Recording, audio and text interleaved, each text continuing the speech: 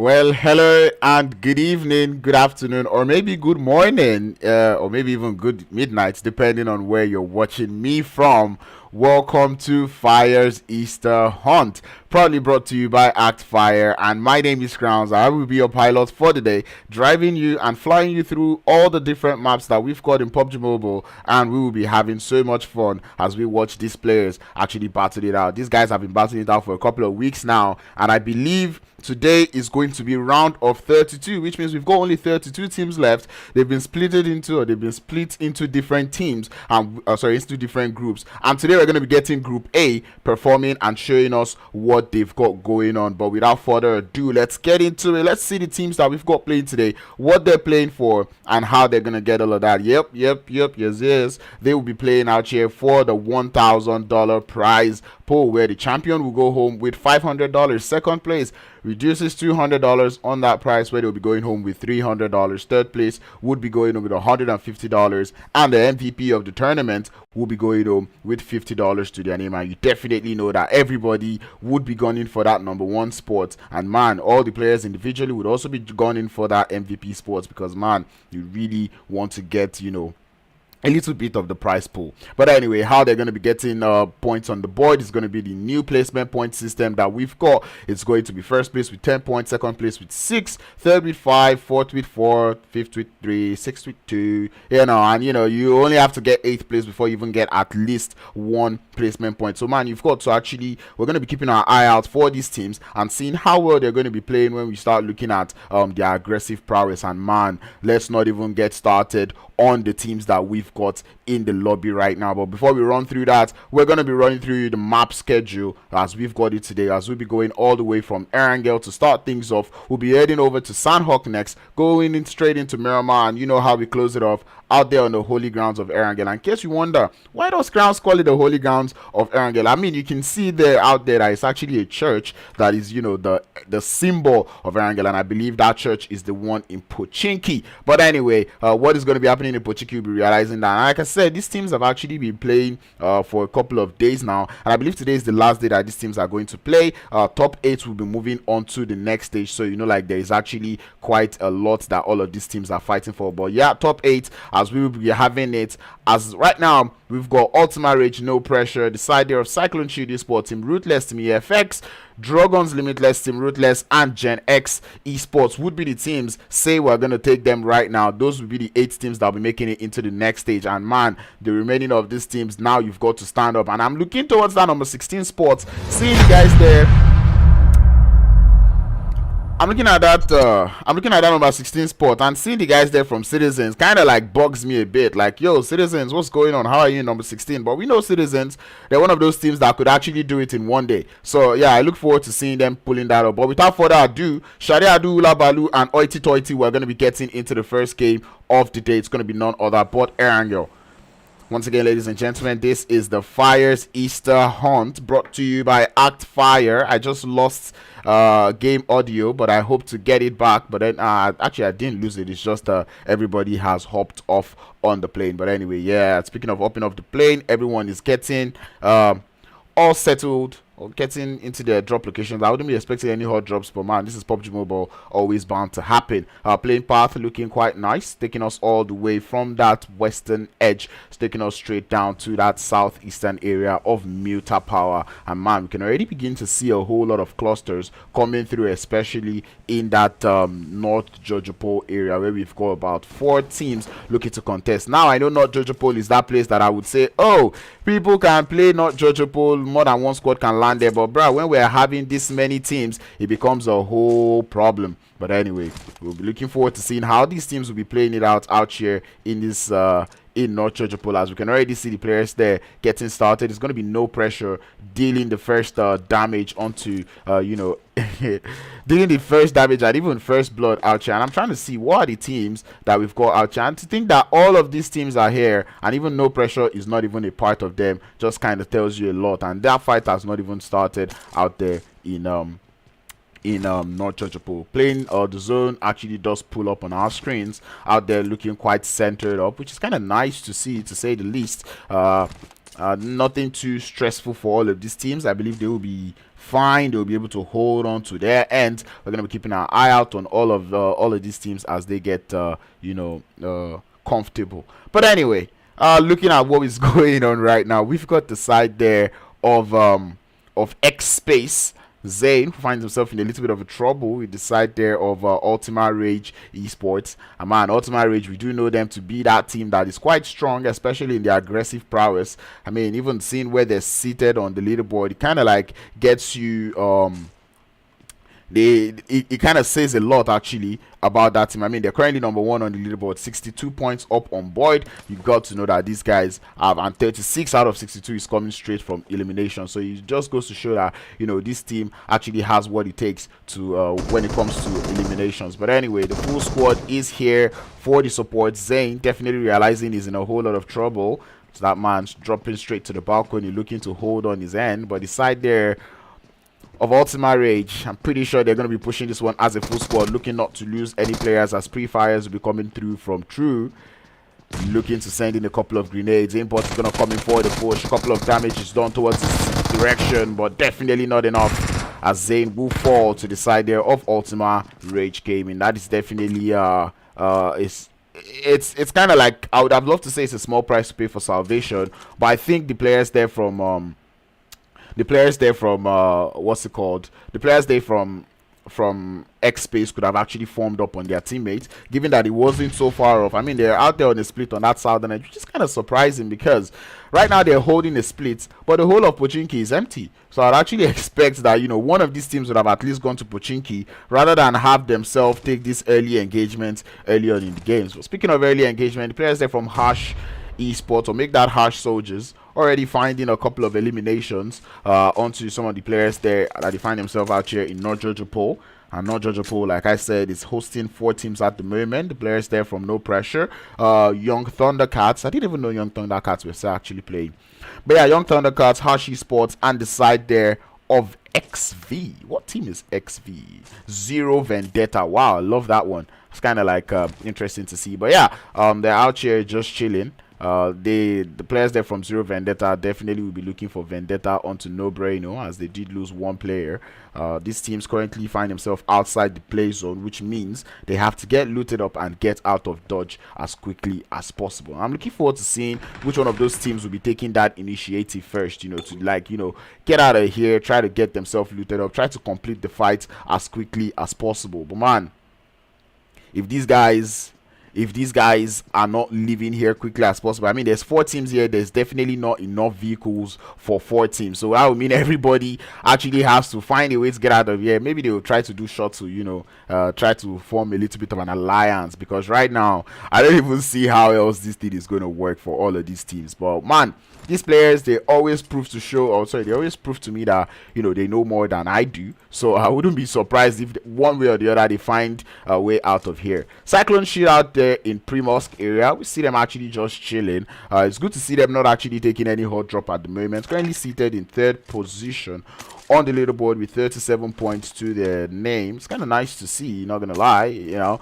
There's a team that I'm pretty sure everyone is out here looking forward to, especially when we look at this man out here, Stoner. I mean, that man has actually been popping off in previous competitions, and even in this competition himself, we've actually seen Stoner put a whole lot of eliminations. And you know, like I said, there is a $50 prize pool that goes on to the MVP, and trust me, now is when you start to gather those MVP points, because there is no time to check time.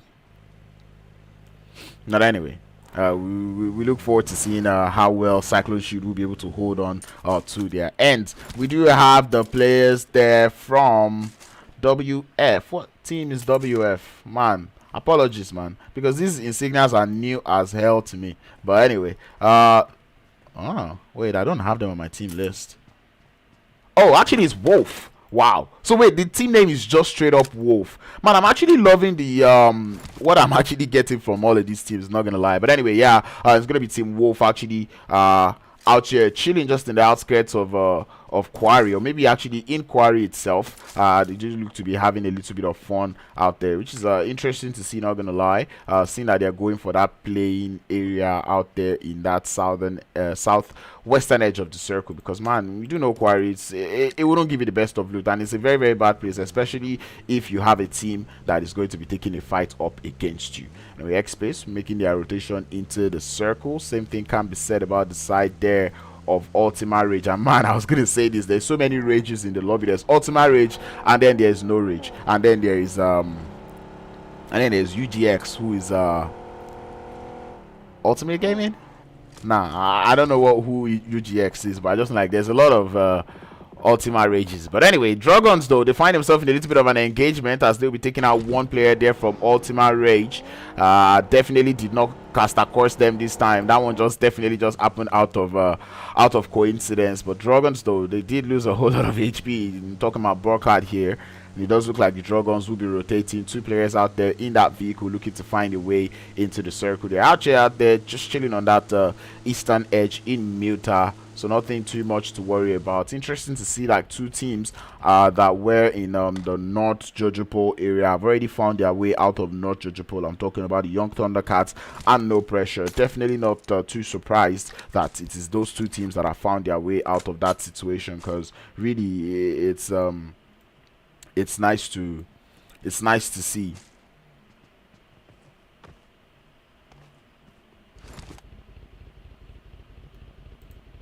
But anyway, no rage. This is another rage. Like I said, no rage esports out here. We did see them pull off crazy doings yesterday in the WAPL, and we're looking forward to seeing them bounce up the leaderboard, because like I said, only top 8 teams will make it into the next stage. And man, no rage esports being here, they're currently seated on 11th position, and like I said, today is the last day for these teams to make it into the top 8, which means they have a lot of work to do. So and I'm pretty sure they're a team that, you know, would do it. I mean, we did hear, I'm not going to go into deep details because it's going to look like I'm trolling, but yeah, I do actually believe in them, and I know like it's something that they can do. I'm actually very, very impressed to see that all 4 teams that landed in North Jojopol have found their way out of North Jojopol. Not too many casualties, only like 1 player's lost here and there.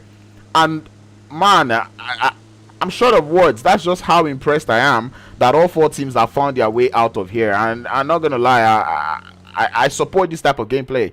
You know, I really like when, you know, a team is able to land in their drop location, not take those early engagement, get out of there without taking so much damage or even so much hurt. And you know, I even thought there was not going to be enough vehicles, but like I said, these teams, every single time, they already have a way to show me that, you know, Crowns, you are wrong, we know more than you do, and that's something I love to see. So yeah, seeing that these teams have made it out of North Jojopol, love to see. It's interesting to see a lot of these teams playing the edge gameplay. Not something that I would really expect to see from all of these teams, but man, if they're going to play the edge, so far they play it well and they're getting the elims, that is definitely all I'm up for. Anyway, now Bill now is getting friends. His teammate does look to be forming up close to him as the Molotovs will get range. Upstairs is building as the full send is coming in through. His teammates are here for the support. It's going to be the players there from Team Ruthless, I believe, that are out there, as Prison would find that off-hand goal up onto Forco, I believe. But anyway, Ruthless definitely on the losing side of this fight. Leo now, the next player from Team Ruthless, out there in the warehouses, and Beanie definitely here for the support. The full send is gonna come in through as Leo finds another position to hold just outside the warehouse, but his HP trickles down quickly as possible as No Pressure would send that player back into the lobby. And this is one thing I noticed about No Pressure, watching them the way they've been playing of recent. Matter of fact, I'm surprised they're not even at the top of the leaderboard, because they actually come into the games with so much aggressive prowess, and then they apply so much pressure. For a team that says no pressure, they definitely apply so much pressure. But Wandolfi feeling the pressure of those tires, as it would eventually fall for Most Wanted, Liz and the rest of the squad looking to just form up on his general position. But the side there of Xero Vendetta, like I said, they will be in for a lot of vendetta given this game. And Kuda just out there in their sights of Lilies, as Lilies will take the shot. It's a beautiful looking spray, and it's going to be a spray to get him down as Miyagi does get into the situation.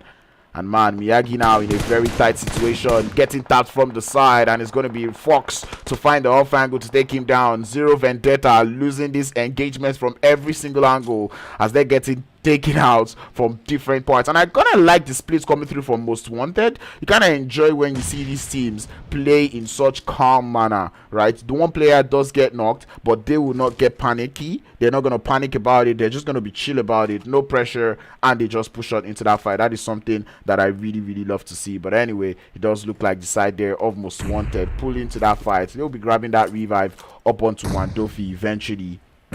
That is just something I love to see, as nades will get bombarded onto the side there of Mado.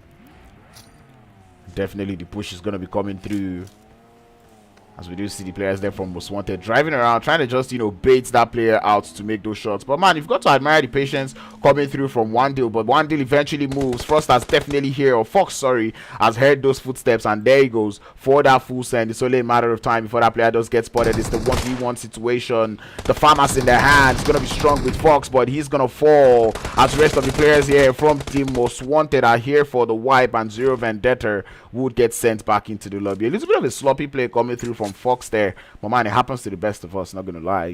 Just when those shoot buttons just decide to seize.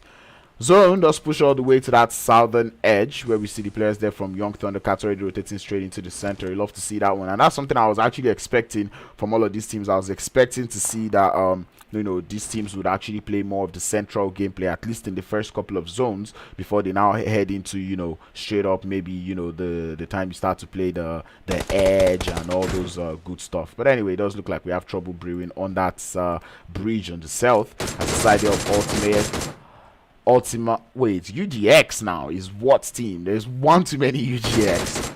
So that's Ultima Rage. Then there's no Rage. There was another UGX. Anyway, we'll not worry about that one now. But anyway, UGX, Ultima Gaming, Ultima Rage, already looking to get themselves 3 eliminations up on board, looking to gatekeep or breach camp, at least for the time being. EFX actually in the lobby, a team that I didn't notice. I knew they were in the lobby, but I just didn't really notice. But man, EFX, looking forward to seeing what they're going to show on this leaderboard, on the games today. They're currently still in 5th position with 29 points to their name, and it's a team that I'm definitely sure that they're not shy when it starts coming to getting those elimination points. So yeah, Team EFX making their way into the circle. They've come all the way from Severny, so yeah, you've got to give them a kudos for the rotations that they've made so far. We're down to 12 teams, 43 players left in the lobby as we're chilling. Harsh Soldiers, a team that I spoke about, like I said, they're also one of those teams that are out there on 14th position. A team that I'm also looking forward to seeing how well they're going to play. They've been looking promising of recent, so man, I'm keeping my eye out to see how well they'll be able to keep up with their consistency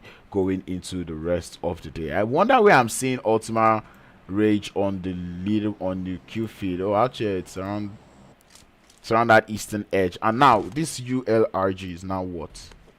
Ultima Rage. So I'm confused. Oh, there's GenX. They share the same insignia. One is just capital, one is small. So this is Ultima Rage, the ones that are on the top of the leaderboard. And then the other one, these ones are Team GenX. Yeah, so this is GenX. I don't know how, but that is GenX, and I'm not going to argue about that one. Anyway, Most Wanted running into a little bit of a rotational cluster with the side there of EFX. It does look like Lilies is aware of Supra's position, and same thing can be said about Supra too. Long grenade is going to be sent out from Lilies. Does go for the no-look one.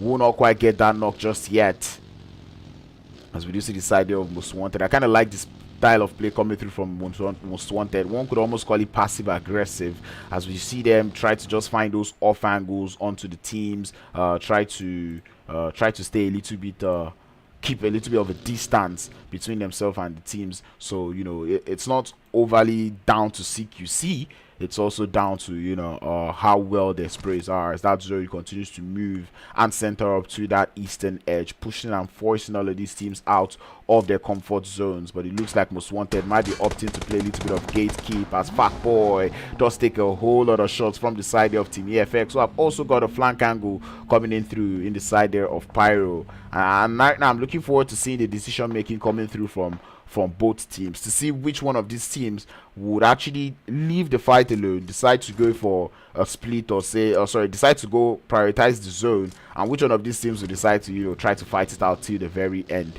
as that zone will continue to move. Only 15 teams came into the game, so which means these teams have a little bit of space to play around. So if the early engagements have not started right now, I'm not going to be too surprised, as we see Cyclone Shield out there on that western edge, taking in a couple of shots towards the side there of Harsh Soldiers. Cyclone Shield, the team, like I said, they are currently seated quite alright, third position, but doesn't mean they should leave space for complacency, or how does the word go? But yeah, it doesn't mean they should now start chilling though. So I'm looking forward to seeing how well they're going to play, as we see the side there of Wolf getting approached by the players there from No Pressure. We do know how much pressure No Pressure could apply on the lobby, as we see them pulling away, applying no pressure actually. And I kind of enjoy that play coming through from them, going for the positional play as to getting those eliminations. And it's kind of nice to see, especially when you already have 4 eliminations going into the game. There's nothing you're actually rushing for. You're actually Gucci there. There's no reason to rush. There's no reason to start panicking, at least not just yet. So that's pretty much a nice play coming through from the side there of No Pressure. I enjoy to see that one very, very much. Anyway, we do see Most Wanted though driving around this last solo player there from YT.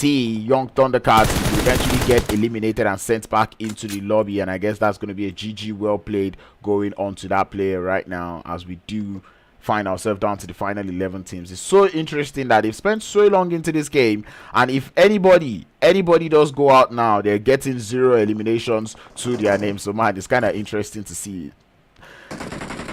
Team EFX coming in from that western edge of the circle. They do look to be approaching the side there of Wolf as they come in on their rotation. There's one player out there in front, is going to be Reverb. I would reckon he's the scout for that squad, and his position definitely has been known, exposed to the side there of Wolf. Carl also comes in, forms up onto that position, as now it's now a 2v2 engagement, or sorry, make that a 2v4 engagement with the whole of Team Wolf sitting out here in this position. Grenades already being sent out towards both locations, as we already see the pressure being applied. Pyro taking a couple of shots towards the side there of Wolf, and man, it's only a matter of time before the third parties will come through, and I still say that third parties already coming in through, as Akash will be the first man down. Reverb and Pyro, they know that is their call to push, as they already have that intro knock. They go in for the full send, as we see Carl going in from the side, but Bob is going to catch EFX Reverb off on the off angle, catches him off guard, and definitely not the play that they would have wanted. Saitama though having to face off against Carl is going to be OP to get the knock, as Mamba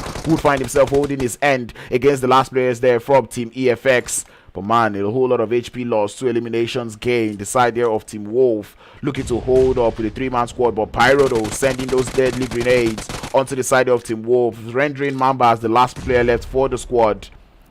Mamba now finds himself in a tough situation. There's definitely something in that grass that Mamba sees that I don't, that he wants to eventually take out, as the pre-fires would be coming through.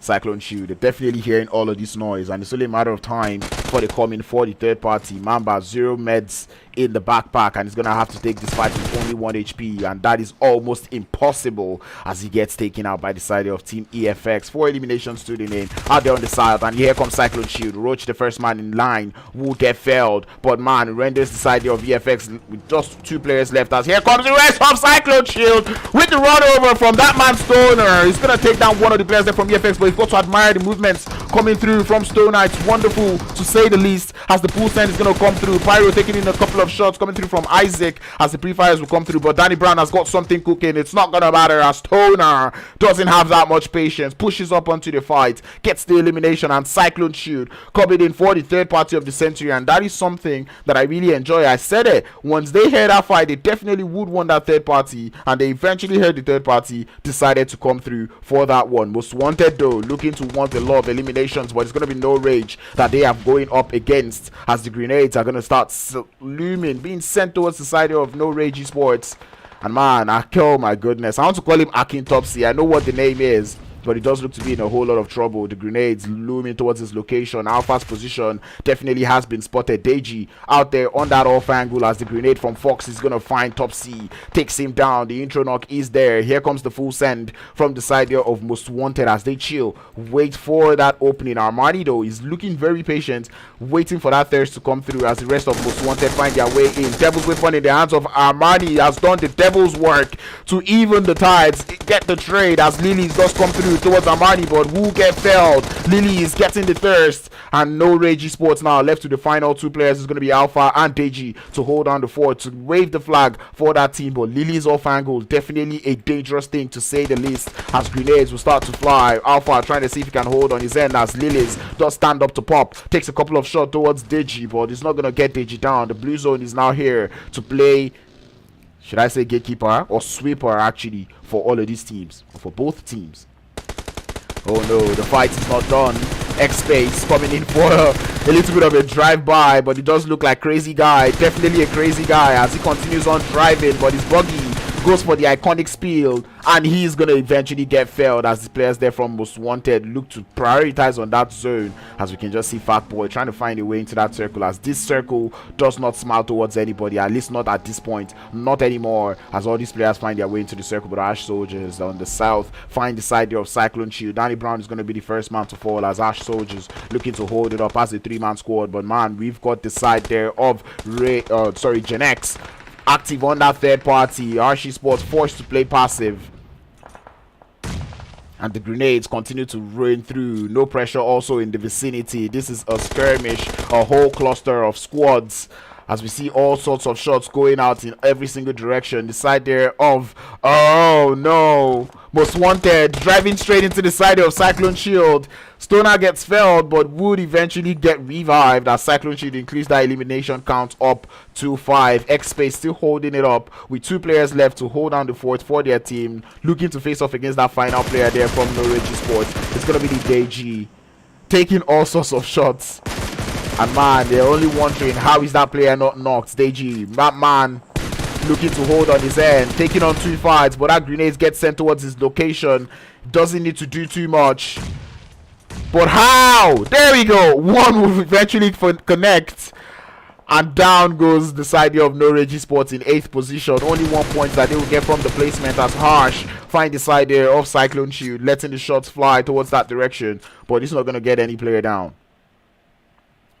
No pressure though. They've been looking quite quiet actually on that southern edge of the circle, trying so much not to overextend on that south, but it's only a matter of time. They have to take that fight towards the side there of Harsh Esports, but I feel like they probably are not aware of the terrain disadvantage that the side there of Harsh Esports currently find themselves, because they do not have any sort of cover. They're just chilling and just waiting outside, which means that they're pretty much vulnerable. And it's kind of interesting to see that the side there of No Pressure have not decided to go on for that engagement. But anyway, side there of GenX Esports finding a way into the circle, making it up onto that eastern edge, make that the southeastern edge, as Smokes would be the would be the only source of cover that they would get. All shots coming in through. The Drogons still looking to stay alive as they go for that full send onto the side there of No Pressure. Oh sorry, is that No Pressure?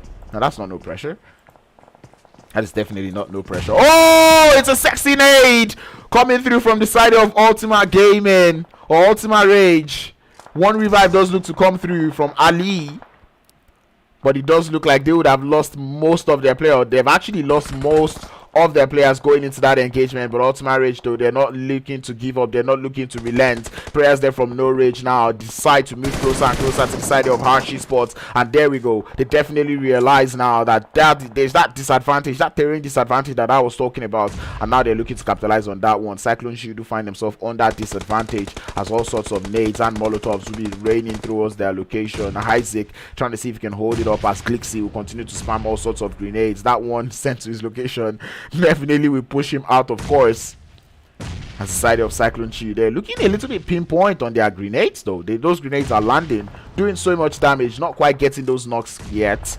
But no pressure, they have to find a way to finish this engagement as quickly as possible, as the side of GenX still looking out there on that western edge of the zone against the side of Ultima Rage. Both teams that share the same insignia, or at least semi-same insignia, looking to kind of hold down the fort.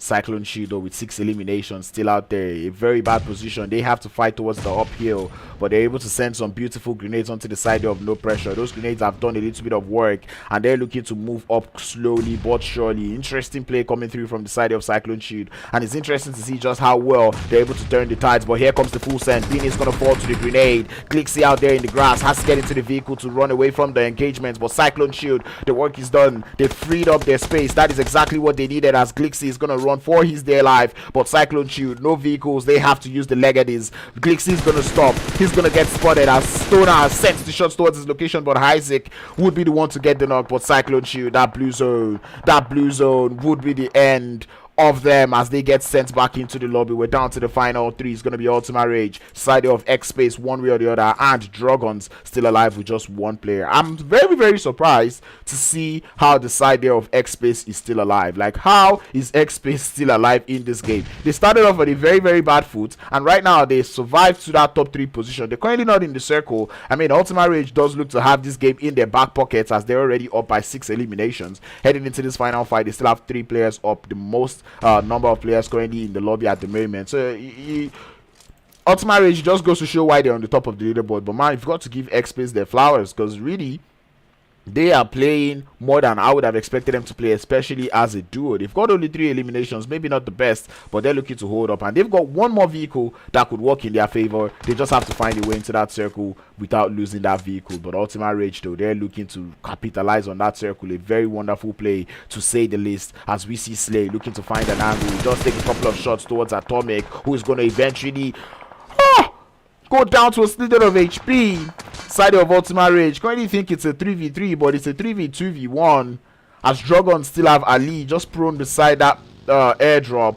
But Atomic, though, is going to make that 1 HP drive through into that circle. And man, you've got to just admire the confidence that that player has in the recoil of the rest of the players. And Aimbot is going to be the first man to fall for the side of Team Xpace. Ali is going to get spotted in the grass, as the rest of the Ultima Rage players would spot him out in that floor. They know it's just 1 player left. Ultima Rage looking for that 10 elimination winner chicken dinner. Atomic does stand up to pop, but it's not going to be enough, as that player would get sent back into the lobby. Ultima Rage continue to exert their prowess on the whole lobby, as they're able to get yet another winner chicken dinner, this time with 10 eliminations to go alongside it.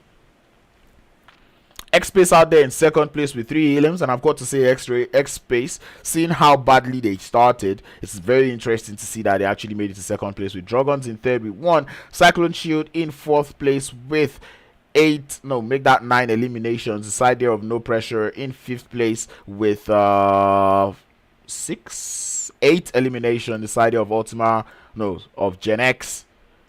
eSports in 6th place with 3, Harsh Soldiers in 7th place with 1, No Rage in 8th place with 2, Most Wanted in 9th place with 6, EFX in 10th place with 4, side there of Wolf in 11th with 2, Yungthundacats in 12th with 0, the side there of Zero Vendetta in 13th place with 0, and the side there of Team Ruthless going out in 14th place with 0 eliminations.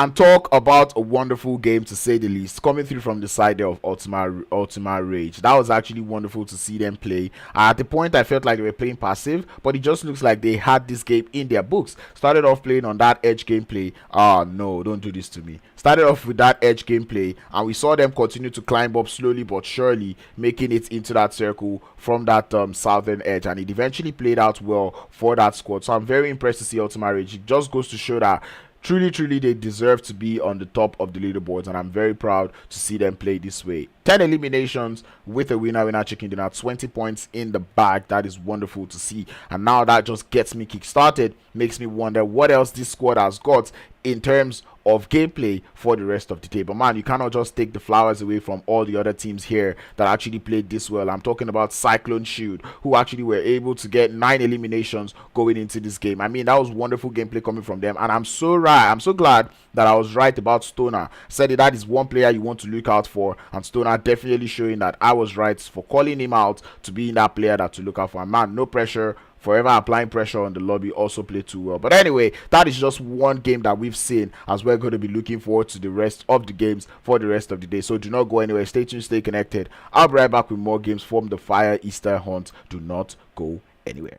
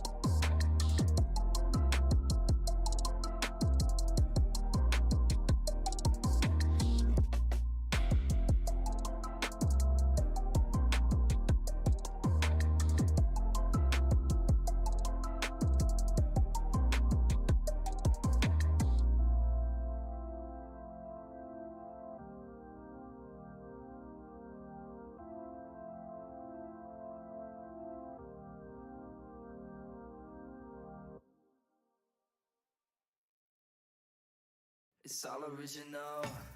It's all original. It's all original. It's all original. It's all original. It's all original. It's all original. You never seen it like this. I got something you don't wanna miss. The best part, I got you on the list. All access, pass on the wrist. So hands up, we gonna celebrate. First look, you do a double take. All day, every day, first place, trophy case. It's about to change the game. It's all original. It's all what? It's all original.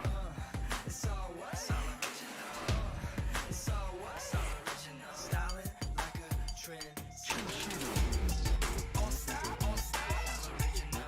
On style. On style. Like a trend. Setter. There's good, and there's gray. Then there's the bar, it just raised. Cloud 9 on a new plane. Got the star on the seat with your name. Take off, let me see you elevate. Time flies when you're swinging like a heavyweight. Meet me at the top, make them wanna talk. Started now, we never gonna stop. It's all original.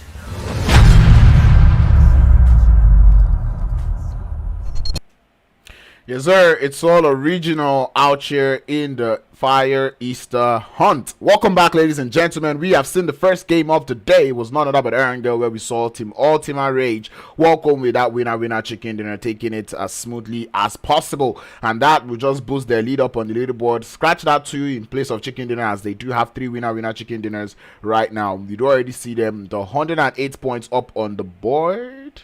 Wait a minute. Is that right? Well, I'm seeing teams that I'm not. Oh, I copied the wrong leaderboards. I'm such a noob guy. I'm actually such a noob. In case there is, the leaderboards have not been updated. All right. In case you guys are noticing a little bit of a lag, I'm sorry about that one. I'm having a snowstorm on my area, which is currently making my network spike. But anyway.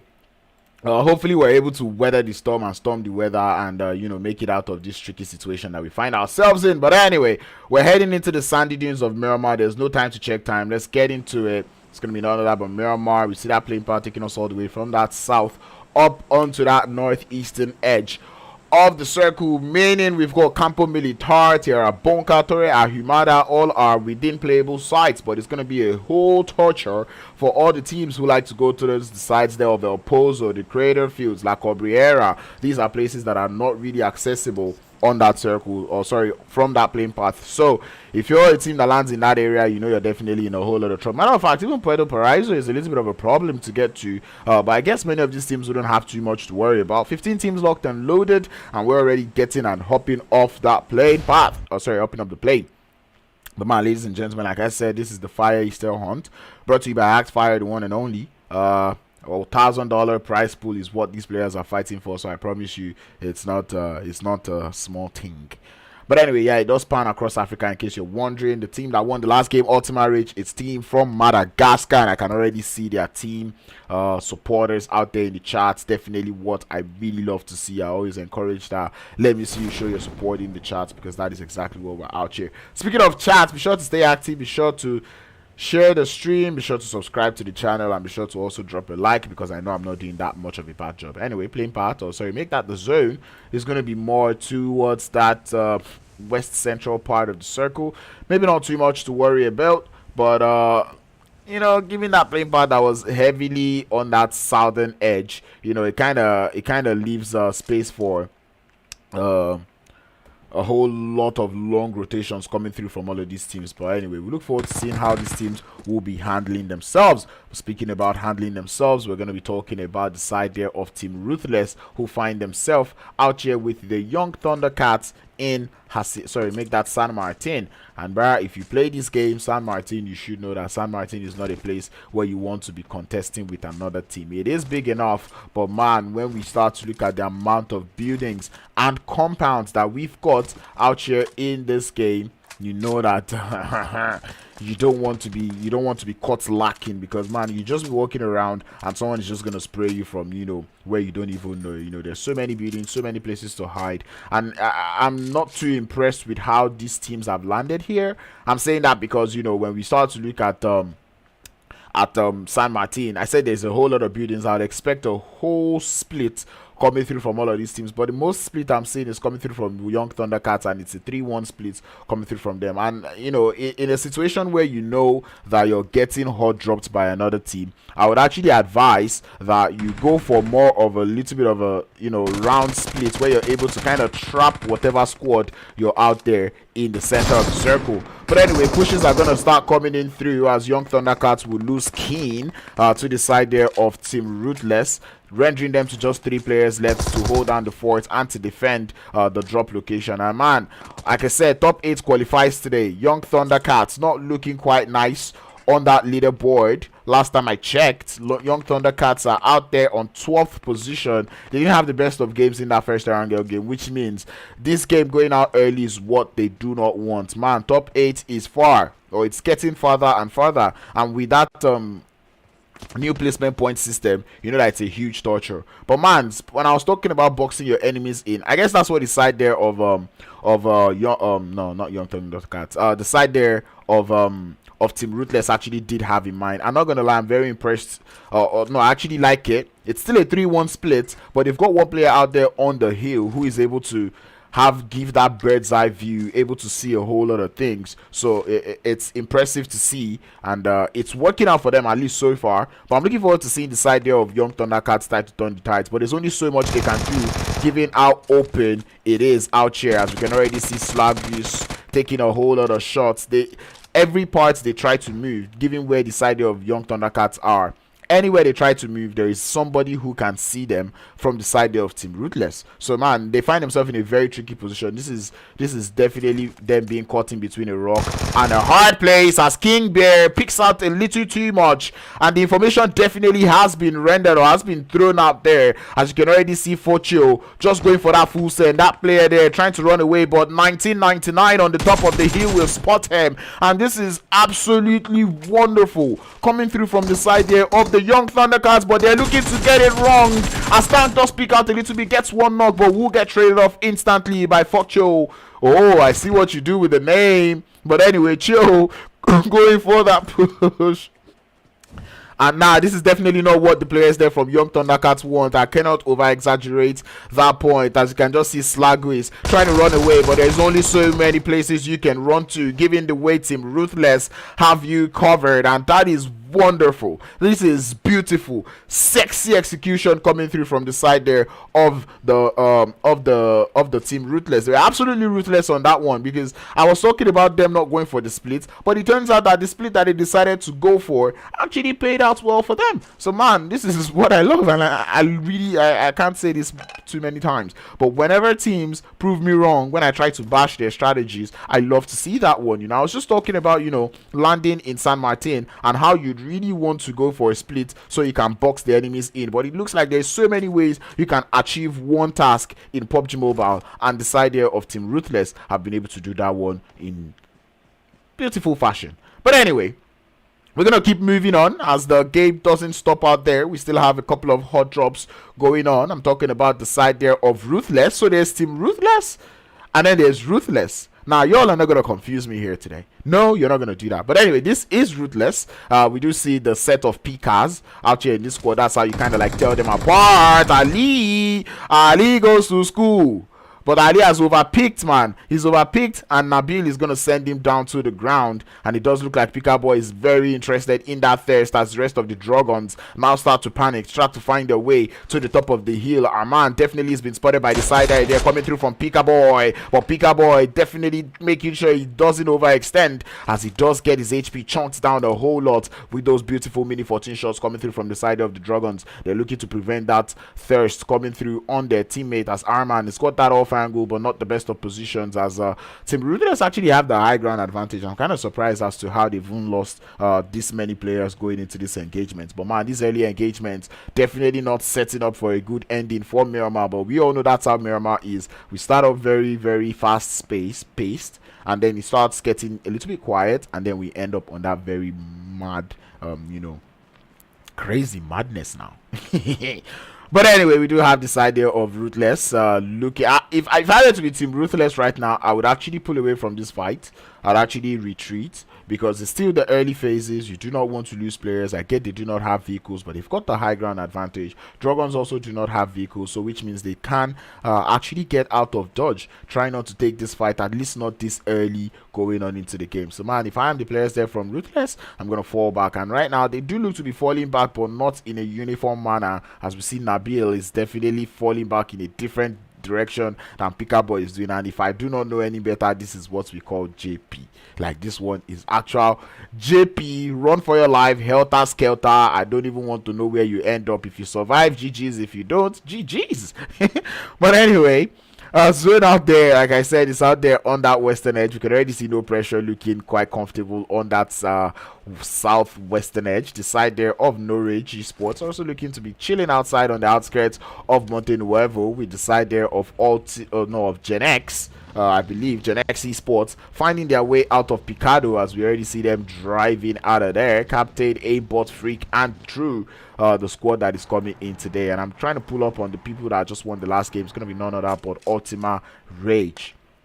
We already see them looking quite alright, as we see them buying a couple of drinks, buying a couple of bullets, because why not?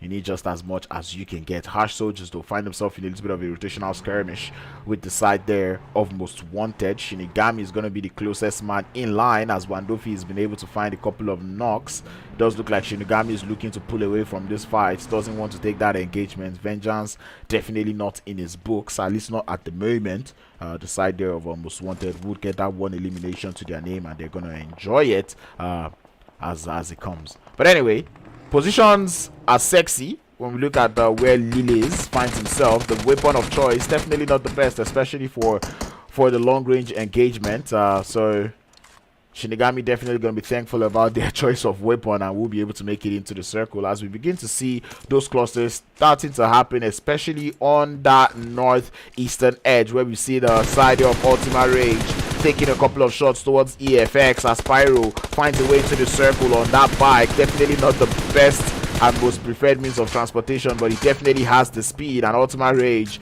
as they stop to take some shots, same thing can be said about EFX, as Reverb is going to send some shots back towards the side here of Ultima Rage, telling them that you cannot just take those shots at us, we can also send those shots back. And it does look like make that EFX find himself in a gatekeeping position. I'm not gonna lie, I feel like Ultima Rage, they're taking a whole lot of shots right now, and they're not even in the zone, right? And if only they knew how many players were out here on this northeastern edge of the circle, they definitely wouldn't be taking this much shots going into the circle. But anyway, Team EFX though find himself in a whole lot of trouble. Reverb down to his last liter of HP. Maybe not the last, but only a couple of shots would definitely take that man down. Does look to go for that reload. Zone does center up quite nicely. GenX find their way very close to the side here of No Rage, as we see Most Wanted trying to make it into the circle from that northern edge.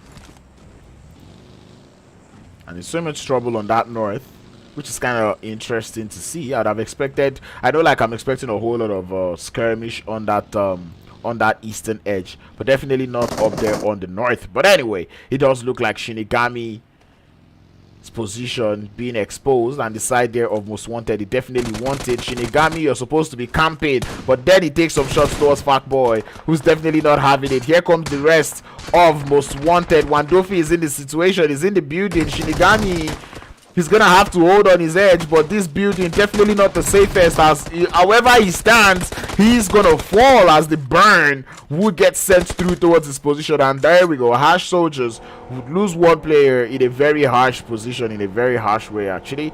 Daddy not gonna even be going for a revive or even a revenge, as we just see him driving out of there, as Ultima Rage now go for the full send onto the side there of EFX Gaming. Pyro is able to get one knock. The side of Ultima Rage find himself a little bit at a disadvantage, make that more disadvantage as they lose two. Now 3 players down. EFX able to turn the tides, turning a 2v4 into a 2v1 right now as they go for that full send. Ultima Rage trying to see if he can grab that revive, but Reverb, he's not going to be having it. Coming in for those tests, getting those eliminations. The revive does come through. Moon is taking in a couple of shots, but will take more. We say full send coming in through. Slay is able to get his HP back to full. Reverb slips on it, and it's a poorly executed push from the side here of Team EFX as they would eventually get sent back into the lobby by Ultima Rage. And it just got... I don't know how EFX lost this fight, but Ultima Rage, I'm giving you the kudos because that was actually wonderful to say the least. GenX looking to take a little bit of information or memo from the side there of Ultima Rage as they take some shots towards No Rage eSports, who find himself down on the bottom of a hill. Maybe not the best of positions, especially given that you're surrounded by so many mountains and you have to get out of there, or you may need to actually get out of there. So man, No Rage eSports, I feel like right now the way they're set up in this game and the way the way GenX is set up above them, it kind of you know, puts them in a spot where they most likely wouldn't be getting eliminations going into this game. And it's kind of good to kind of checkmate your opponent in these kind of situations, as you can already see the side of GenX getting that intro knock up onto Top C, who was looking to find that off angle. And this is what I was saying about No Rage eSports, right? Not being able to get the elimination, because that position that they find themselves, it's kind of like a very bad one to say the least. As we see Top G though opting to go for that revive, would definitely get chased down, but man, it's two players in the vicinity as pre-fires coming through from the side of Captain. Is going to be able to get yet another knock onto the side of No Rage Sport. Top G trying to see if he can hold it up in the building as Captain. He's not minding, he doesn't even mind. He wants to go in full sending it as that man looking to play like a fragger that he is. Support is out there for him as the shots, the cover fire is absolutely wonderful though, to actually say the least, as we already see them down there. True is taking a couple of damage, but Captain, man, like I said, he's not having it. Goes for the full send, will get the knock and the full thirst, the full wipe, inevitably going onto the side there of No Rage Sports. And it's interesting to see the side of GenX go for the aggressive play, because they could have either played this aggressively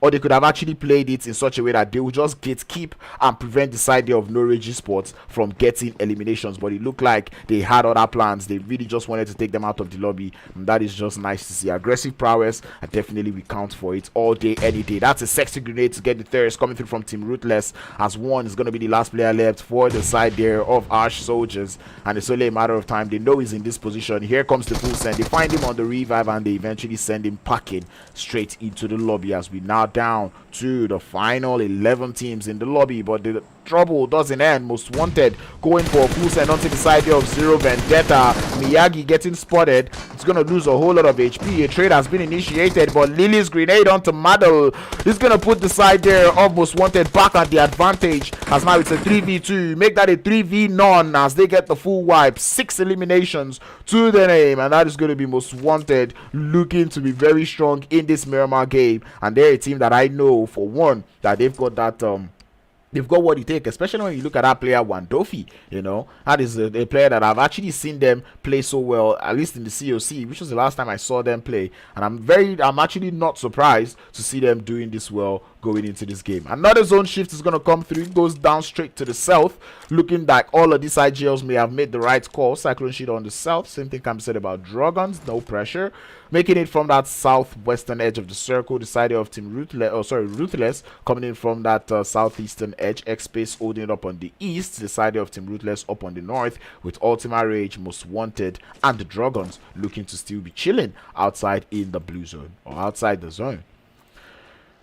And here comes that part where I would expect a little bit of calmness coming through from the lobby. I feel like anybody who's going to be getting the eliminations right now is probably pushing it, looking for the eliminations right now, because man, this is a point where everybody should just calm down. Let us relax. Let us reminisce on all that has happened. But I'm actually enjoying how these teams have played. I like the fact that everybody has taken, or at least the teams alive in the lobby at this moment, have taken advantage of the chaos that comes through with Miramar. Right, we see pretty much every squad having at least one elimination to their name. Matter of fact, if it's not even at least 2 eliminations, maybe Xpace, who have not, I mean, in the first game they didn't look to be that team that would do so much when it comes to eliminations, but still every other squad out here, I'm looking at Team Ruthless, who are also chilling with 6 eliminations. No pressure, they've not been active all game, but you know, Ultima Rage already chilling with 4 elims. The side there of GenX with 4 elims, Most Wanted with 6, side there of Cyclone should also have not woken up quite yet, but Drogons also holding a couple of eliminations to their name. So it's kind of good to see that at least at this point, a couple of these teams have already started getting those eliminations, because with that point system, it kind of puts you in a very, very tough situation where you have to start hustling for those points. And man, one sure way to hustle for the points is elimination as regards to placements, like it would be, you know, couple of seasons back. But anyway, we're going to be leaving that northern side as we watch those teams just exchange bullets. We'll be pulling over to the south, Cyclone Shield, a team that we did see go through that last game. And I feel like in that Erangel game, all they needed was a vehicle, right? But they did not have a vehicle. They were able to force the side there of No Pressure, which I give them huge kudos for doing such thing against such team. But unfortunately, no vehicles rotated to the circle, and I think they're definitely not making that mistake again in this game, as we see every single one of their players having their own vehicle on their own. And you know, this just goes to show just how important vehicles are going into PUBG Mobile, right? You do not want to be losing your vehicles, because by the time you need them, and you don't have it, that's going to be a GG's. You know, you don't just need them for only cover, and you know, and it's going to be a situation when you try to use your vehicle for cover way too early. You know, when you try to do something like that, then you end up in a very bad situation. And I think that's probably what happened to Cyclone Shield in that first game of the day. But anyway, we're not going to be talking about that for too long, as Ultima Rage finding their way into the circle. It's kind of interesting to see that they were able to get this tall hill on the outskirts of Picado and Power Grid, and it's kind of a very strong position if you ask me, as it does look to be seated out there on that northeastern edge of the circle, so, or northeastern side of the circle. So I think this position definitely may get favored actually by the next play zone, and regardless of what happens, side of Ultima Rage will be able to gather as much information as they find. And this is yet one of those positions where you can either decide to take out that team that is on the bottom of the hill, or you can decide to prevent them from getting eliminations. And I know regardless, even if the players there from Ultima Rage cannot get all the full send, they would at least be able to prevent them from getting eliminations. We do get yet another zone shift. I'm enjoying the splits coming through from the side there of GenX eSports, as we see Drogons now continue their engagement with the side there of No Pressure. The fight is not done yet, as you can see Walker taking in a couple of shots. Nabil is going to fall to the shots coming through from Ali, as No Pressure find their way into the circle. The Dragons already up by 4 eliminations, looking quite strong, and now they've called the attention of the side of Cyclone Shield. Most Wanted, or sorry, make that wall getting exploded from their vehicle, and I don't know who did that, but still they are losing a whole lot of players, and that is all I really care about, as we can already see the side there of what are they called, of GenX already doing a whole lot of damage. But anyway, No Pressure already making it into the circle. They'll be looking to play Gatekeeper. Side of Cyclone Shield might also want to take that initiative to move into the circle, because man, there isn't many spots left to hold in that circle, and I feel like they're going to find that out in the hard way, as they do look to be heading into the circle from that southern edge. And we've got Wolf just sitting patiently, waiting in their pack, waiting in that compound for the side of Cyclone Shield to make it into the circle. And pretty much that whole southern edge of the circle is kind of choked up, so all of these teams really have to start finding a way to fight. And just when we thought we would get a little bit of calm time, it looks like this lobby is actually not going to be granting us that, as all of these teams are already looking to be getting up close and personal. Long range engagements though is what we've been seeing all through, so in case you're wondering, the kill feed is dancing, the kill feed is jumping up and down, you know, like it's just long range engagements here and there, which is kind of the beauty of Miramar. It's interesting to see that, you know, no players are actually out here holding the bolt action, but I think Fatboy was with one, and he just got a wonderful snipe onto one of the players there from GenX. I'm not gonna lie, I'm enjoying the splits coming through from GenX, but I think they could close it up a little bit, you know, maybe have True make it a little bit into the circle, and then the split looks a little more defined rather than random that it looks, you know, at the moment now. So yeah, I'm looking forward to seeing them closing up, or close up that split at least a little bit. Anyway, Miramar doing Miramar things, as we already see shots coming in through the side of Team Ruthless. They've been absolutely ruthless all game long, and we already see them going for a full send onto one of the players on the split for the side of Ultima on the side of GenX, one player is going to fall. It's going to be True, who decided to form up, and Freak, who they eventually, or maybe not even Freak, but the player they eventually decided to push out here is not even down yet, as that player, I believe, is still alive. But the guys there from Team Ruthless, they're already making it into the circle. It's kind of interesting to see Freak. I'd expect him to take a couple of shots in their direction, but it doesn't look like he wants any of that smoke, which is kind of weird, because it makes me now question, the point of the split, you know. And this is what I was saying about that split that they were holding, as A-Bot and True will eventually get thirsted and sent back into the lobby. And you know, for a team that was holding the split, I said that they had to close up that split, else it's going to start looking random, and all of these teams were able to capitalize on the randomness of that split that they were holding. But anyway, Most Wanted, though, they've been doing a whole lot of damage in the lobby, especially with the long range snipers, as they begin to take shots towards the side there of Xpace, who are just finding their way into that circle. Side of Wolf also watching the Drogons make it into the circle out there on the south, as we already begin to see players getting up close and personal. Factboy already getting very close to that solo player there from GenX eSports. It's only a matter of time before both of them are aware of each other. The smoke has been spotted, and man, definitely Factboy, you want a little bit of that action, sending the Molotov cocktails towards his position. It's not going to be enough, but man, Team Ruthless would be the one to find the shots onto the bodies of the side there of Team Ruthless, onto the side there of GenX eSports, as all sorts of skirmishes, all sorts of trouble begin to loom out there on that eastern edge, as we see the side there of Xpace losing 2 players down already. Ultima Rage, they definitely see those players, they see the smokes, they see the engagement, and it's only a matter of time before they start with their third party. And the same thing can be said about Cyclone Shield, as we see them also pulling up on that southern edge of the circle. Everyone is just trying to gather as much information as possible, but it's only a matter of time before this trouble begins to brew. It's only a matter of time before these players begin to get crazy, before they start to take out all sorts of shots, as the side there of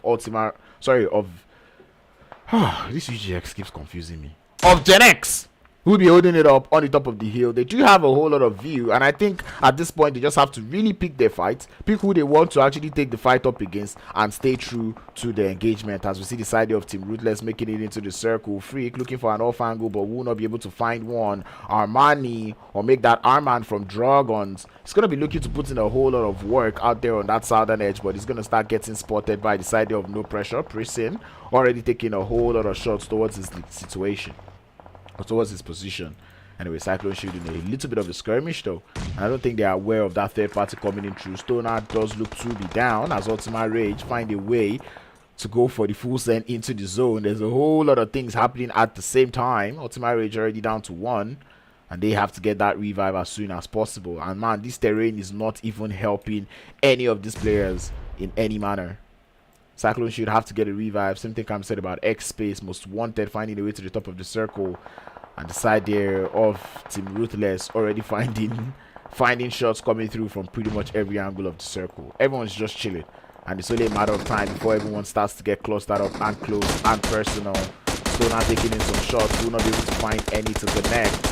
Team Ruthless now taking too many shots from too many angles. It's only a matter of time before they get eliminated and sent back into the lobby. But one way or the other, they're looking to survive. The single taps are wonderful coming through from Cyclone Shield, but it's not gonna quite connect onto anybody. Ultima Rage eventually gets eliminated by Xpace on that east.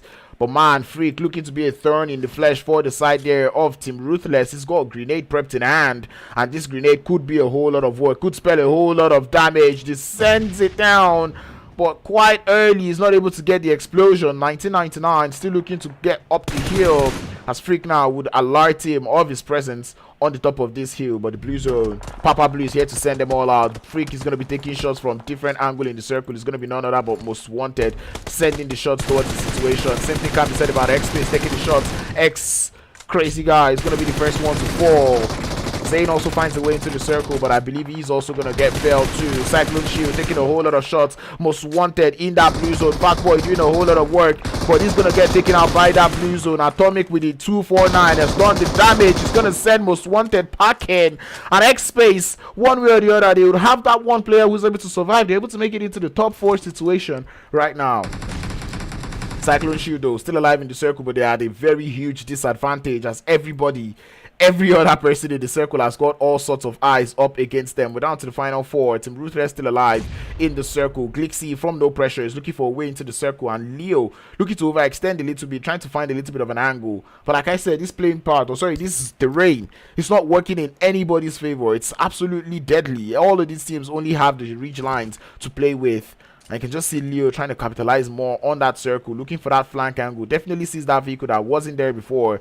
And man, here comes the full set. It's the full 1v1. Leo up against Glixie as the shot is going to come through. Glixie does fall. Make that Glixie falling Leo and the side there of Team Ruthless now down to their final two players. They already have 9 eliminations, which means they've been doing the work. Cyclone Shield claimed that elimination from the side there of No Pressure, and now it's a 3v4. Cyclone Shield out there with 4 players, and what seemed to be like a bad position right now from Cyclone Shield, they're able to capitalize on that one. That player from Xpace Atomic with the M249, a turn in the flesh, he's gotten the knock, but the question is Cyclone Shield aware? Are they aware that it's just one player left? One knock was found, and Cyclone Shield, they know exactly where Falcon is, but they're looking for that elimination, and they will find it as Cyclone Shield get that winner chicken dinner. 6 eliminations, maybe not the best, but they're able to get the winner chicken dinner, and that is all that matters.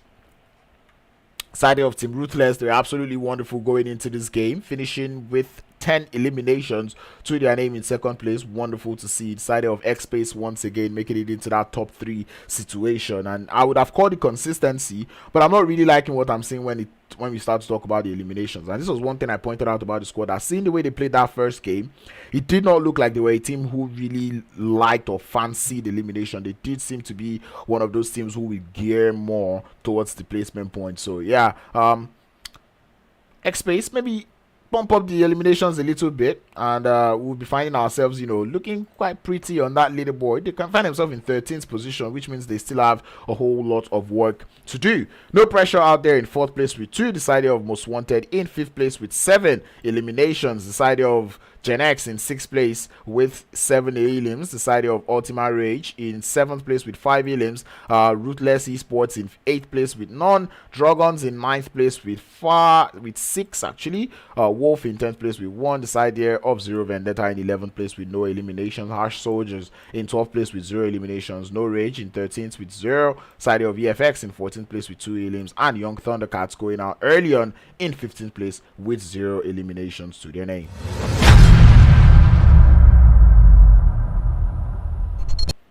A game and a half is what we've just seen out here in Miramar as we experience all sorts of craziness. And this is actually, I'm not going to lie, the first Miramar that I'm going to, I think the first Miramar in a while that we get to see action from the beginning to the end. I thought we were going to have a cooldown period, but it looks like these teams are like, what is peace? We are not here for peace, and that is one thing that I really love to see. The eliminations maybe not coming from that winning team, but still the teams that find themselves on the top of the leaderboards, on the top of the leaderboards going into this game, or from this game, actually find themselves looking quite well with the elimination. I'm talking about Team Ruthless. They actually started on a very, very strong note, especially when we look at that hot drop that they took out there in in San Martin. And that was beautiful to say the least. Like, bro, that push, that strategy that they played out there was wonderful, and I really enjoyed the fact that I got to witness that today. But anyway, I'm looking forward to seeing Xpace do better. No Pressure,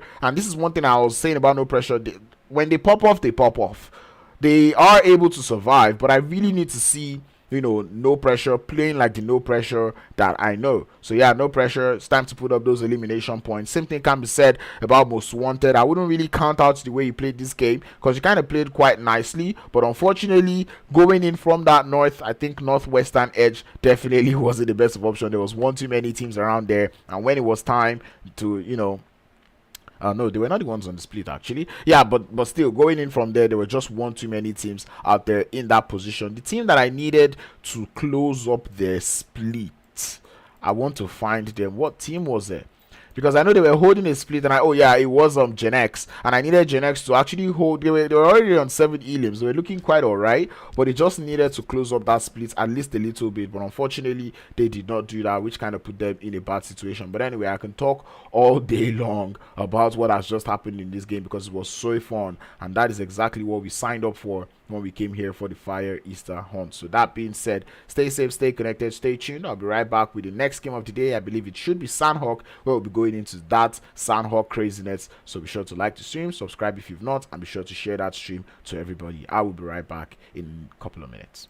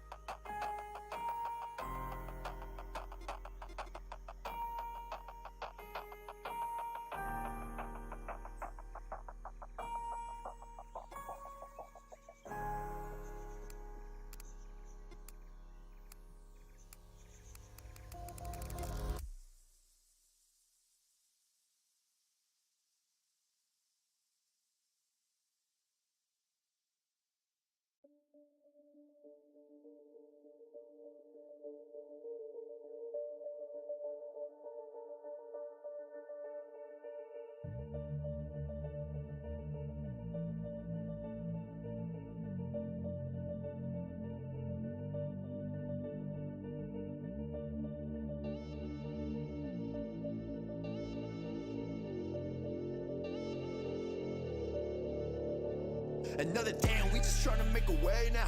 The hatred growing stronger every single day now.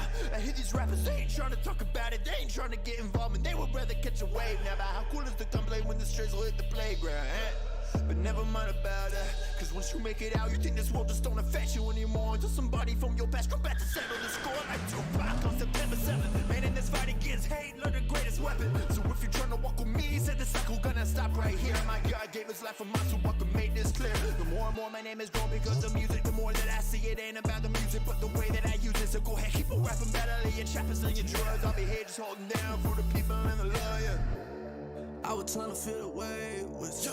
I was trying to feel the way with you. I was trying to feel the way with you. Oh, yeah, I put my whole life on this.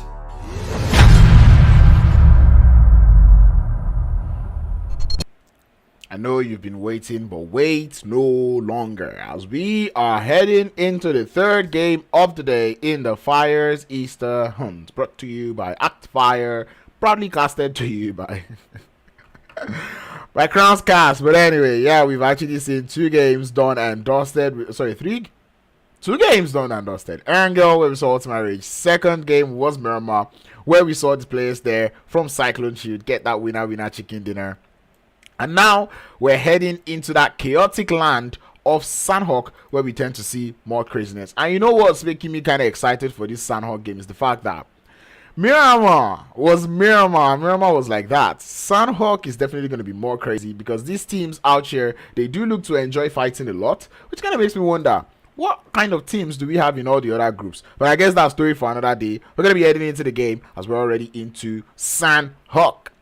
Playing path, I couldn't care less. I could care less. I couldn't care less.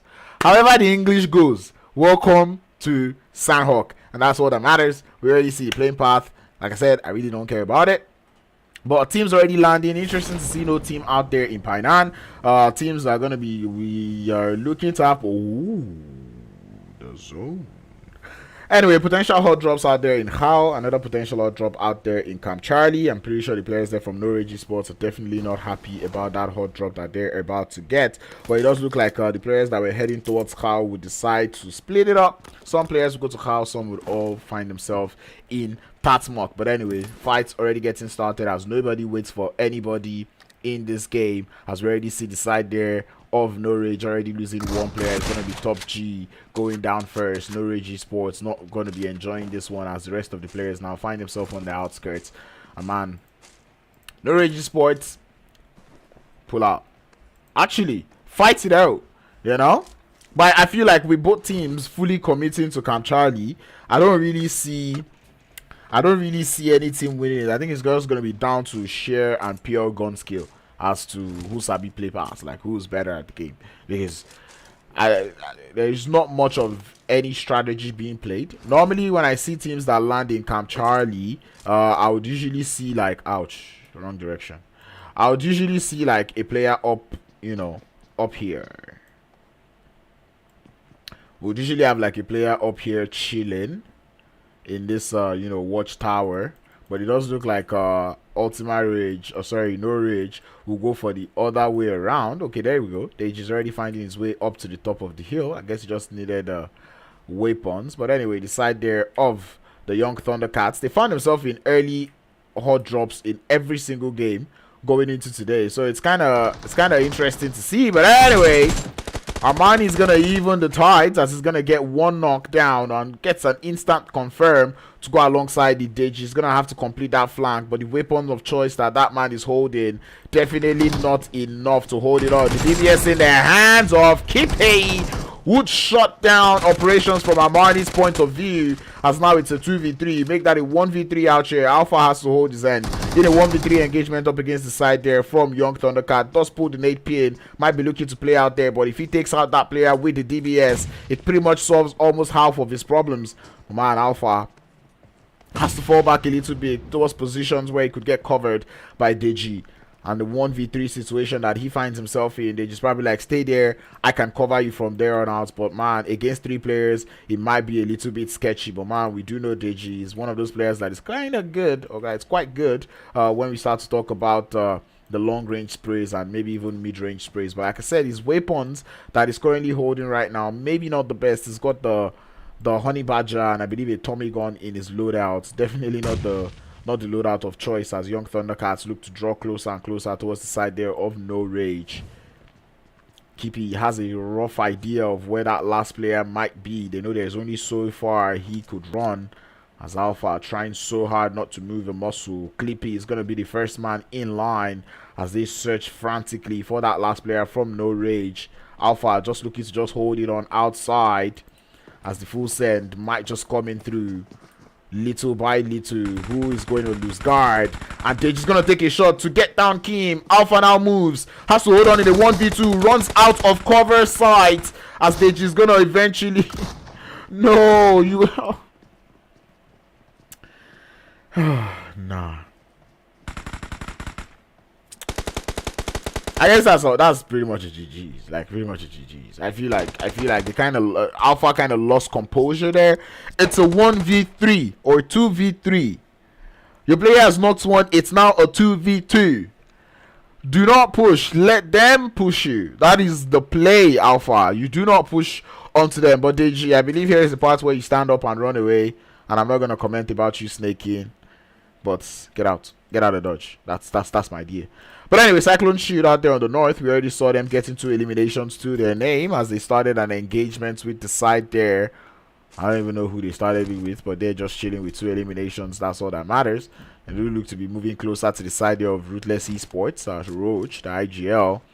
Roach said, man, whoever Stoner is, my bro is fragging out. I feel like Stoner is one of those people that PUBG Mobile just likes, right? Like one of those people that they can't just do without getting elimination. Every single time you pull up to this guy, he has an elimination. And I think I'm about to jinx him, given that he's already taking shots from the side. But anyway, Cyclone should find himself in the long-range engagement, which is not so common, especially when we look at Sanhok, as they're also getting third-partied from every single angle, taking shots from, I think, EFX, who are coming in from behind. And Isaac is going to be the one to kind of watch how they're going to make it into that circle. But man, Isaac already being exposed to the side of EFX is definitely spelling danger for the side of Cyclone Shield, given that EFX, knowing where he is, know how they're gonna approach this fight. And man, Cyclone Shield, they find themselves in between 4 teams: Ruthless eSports, Most Wanted, and EFX. Actually make that 3 teams, and EFX. And you know, Cyclone Shield is just out there in the middle looking all cute. And I think this is the point where, as a Cyclone Shield player, you kind of just want to be quiet. You know, you just want to stay quiet, don't fight yet, don't make too much noise, just stay stealthy. Because if you make too much noise, or if you try to take any of those fights, you're definitely prone to getting third-partied. And I'm pretty sure Cyclone Shield is aware of that. So it's a question of how they just need one of those teams to lose patience. And I think this is one of those situations where you could kind of risk a knock, you know, type of thing where you could intentionally get one player knocked down. So you kind of force that team to push, and then you hold it on as a 3-man squad, you know, try to get the wipe. But don't try it at home, kids. It's not a strategy for everybody. Matter of fact, it's not even a very plausible or a sensible strategy. But still, it's kind of things that, you know, you could just do just for the culture. But anyway.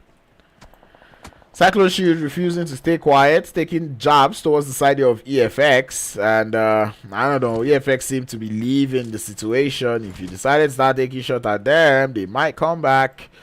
But anyway, zone out there on that northern side, we've got about 20% of water in the zone, about 80% land, if not lesser than that. I'm not sure about my proportional analysis, but I'm pretty sure it's somewhere around those axes. But still, they're holding it up quite nicely. Everyone getting to the circle. I didn't really see any teams out there in Painan, but we do see the side there of Harsh Soldiers making it out of Painan. I think they just use Painan as a bridge to get into the circle as they come in from the side. Boot camp currently empty at the moment. We had Ultima Rage land in boot camp. They didn't seem to have any visitors or friends, rightfully so. I don't think I would want to hot drop against the side there of Ultima Rage, given how crazy they play, especially how hungry their players are for elimination. So yeah, not too surprised that I'm not really seeing any team out there with them. Ruthless eSports though, looking to play the patience game with the side of Cyclone Shield, and like,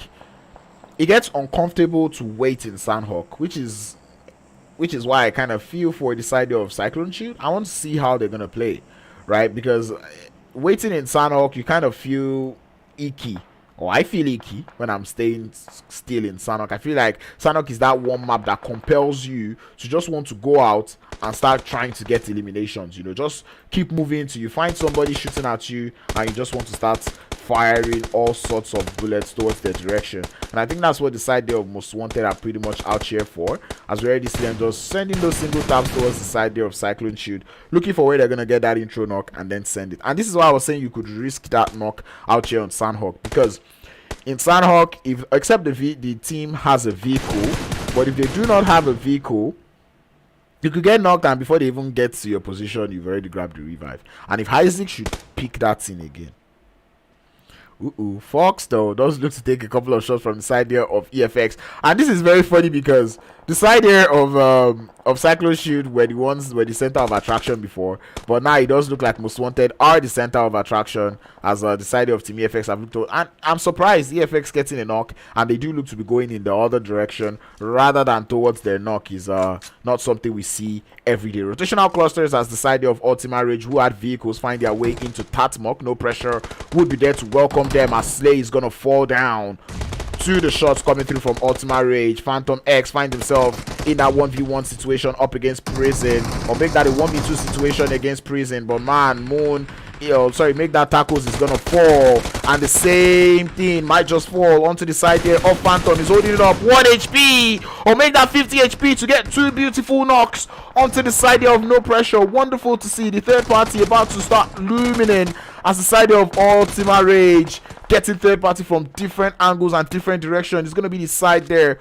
of Team Ruthless with the third party, and man, you've just got to admire how Ultima Rage held it on in that position. But unfortunately, they will lose 3 players to the third party and also to the players there from No Pressure, as we can already see No Pressure grabbing their revives up. They survived that fight with only 2 players left.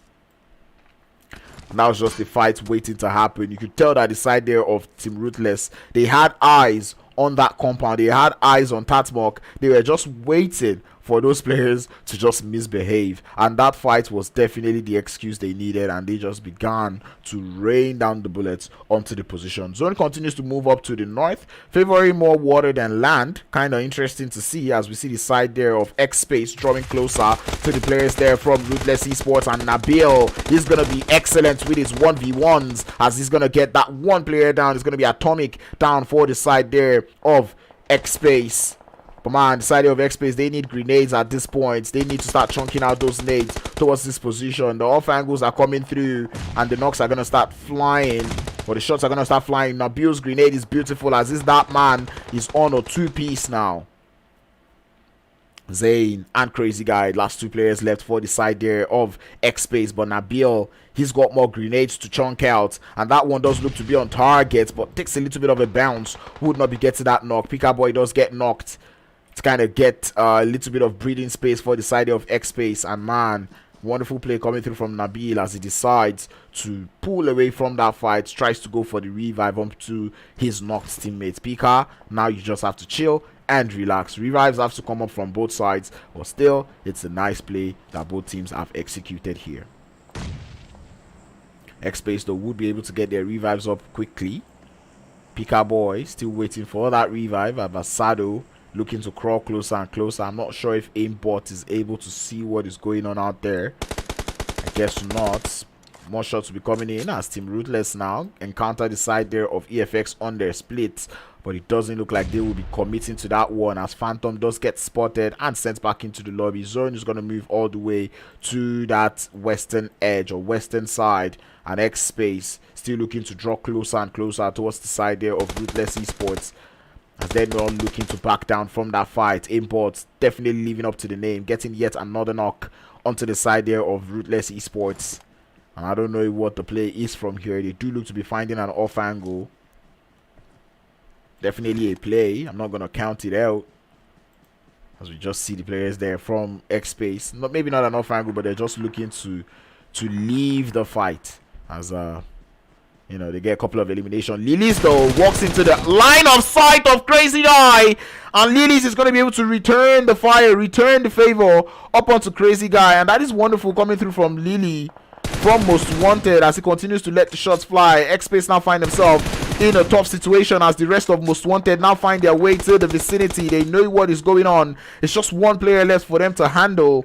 And they've got all sorts of angles on that player. Lilies, though, very low on HP. He has to heal up. He definitely has the idea of where that last player is, relaying that information towards his teammates.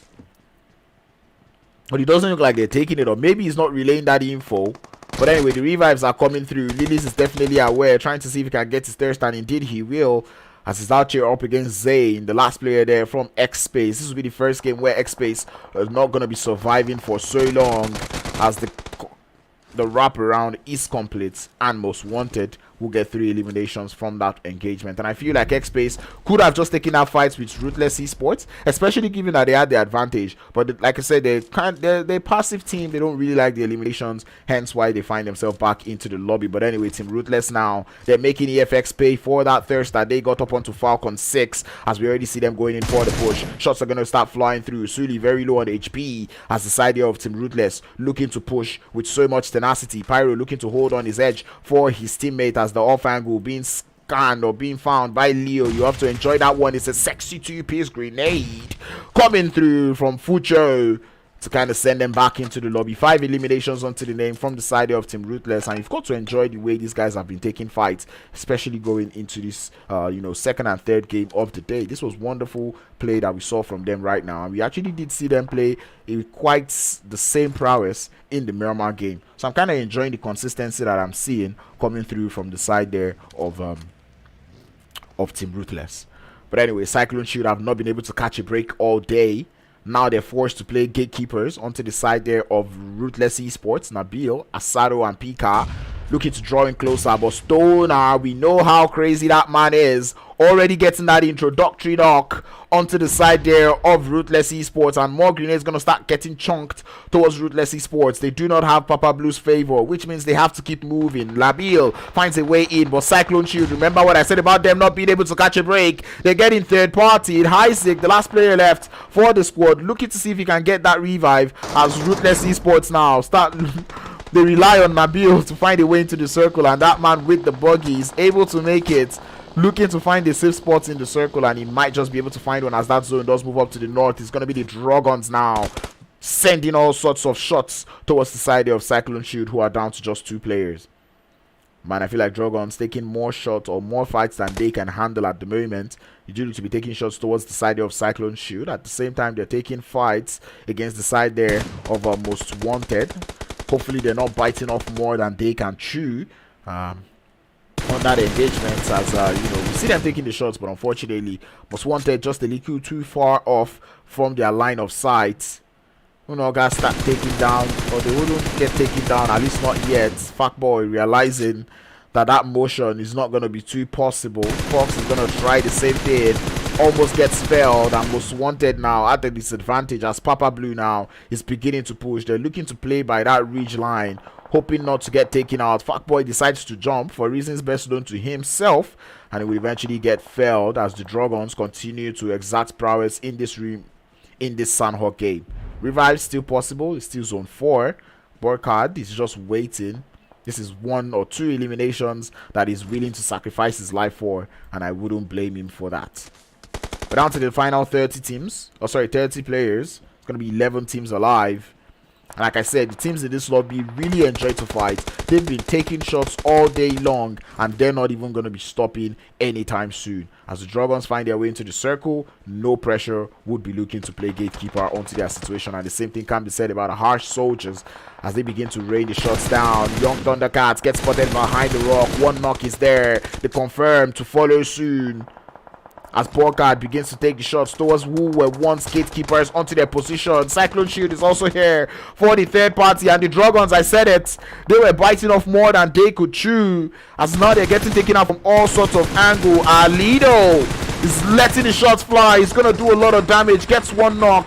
putting Cyclone Shield at a huge disadvantage as they're down to literally 0 players. Or actually make that one is going to be Roach to hold on the fort for his team, but man is out there in the blue zone. There's only so much he can do. No pressure though, applying so many pressure or so much pressure on that third party, on that gatekeep that they've currently got going on as Drogons begin to make it into the circle. Lilies is gonna get spotted. Who is knocking is not who is thirsting. That is exactly what is going on in Sanhok. The third parties are third-partying. The third parties are coming in through. And Drogons though are looking to hold on in the 1v2 situation up against the side there of no pressure as Glixie though he's got the devil's weapon. One of the devil's weapon, it's the DBS in hand taking the shots, and I think Ali definitely has gotten that memo. He knows exactly how to behave. Because the DBS, they don't have to tell you twice. One shot is there, the GenX is there, more shots would connect, and more. It's the DBS up against the DBS, but Glixie's own definitely hurts more as the side there of Drogons would eventually get taken out in 9th position. No placement points to them. Team Ruthless looking to make it into the circle as Harsh Soldiers would continue to play third party or make that gatekeepers onto people that are in the blue zone. But anyway, Roach now has to run into the circle looking for so many meds as he's trying to go for that huge shot into the circle. Harsh Soldiers will be taking in shots from the last solo from the side there of Yungthundacats. Is going to be Slaguis to hold on the forts, but it's just the last player left with 7 bandages. There's only so much he can do. Glixie is gonna get spotted on his move, but man, Harsh Soldiers, I do not know how they want to make it into this circle. The side there of Ruthless eSports, they have got eyes on them, but man, Nabil is not in the circle. He is a solo player at also, which means there's only so much capability, or there's only so much that he's capable of doing. ONE is getting spotted by Nabil, but the blue zone would claim Nabil's life as Roach begins to make it into the circle slowly but surely. But here comes Papa Blue, here comes the man, the myth, the legend, the MVP of Sanhok, doing a most, doing its damage, wreaking its havoc onto the rest of the lobby as all the teams who find themselves in the blue zone begin to get taken out, except AG. That man staying true to the huge strat, and we're looking forward to seeing how much he's gonna survive for as Ruthless eSports, Wolf eSports. GG's. Saitama is gonna find that man in the floor and he's gonna take him out. And Team Ruthless, who have been involved in so much third party in this fight, 10 eliminations to their name. Not surprised, they're looking so good. They've been so consistent all day long, and it's so interesting to see them out here making it into that top 2. They're just gonna bleed out to the blue zone, and man, Team Ruthless looking like this might be their chicken dinner. And I do not know how they can bottle this 1v2, or sorry, make that a 2v2 actually. I think I see a way. Maybe it wouldn't even completely be a bottle, but man, they're all holding angles. Fuchio.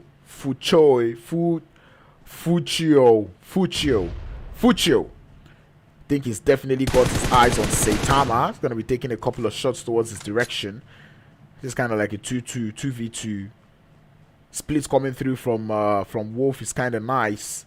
And I think both teams looking forward to that blue zone because it's going to be a matter of who the play zone favors when we start to look at who's going to win this winner chicken dinner.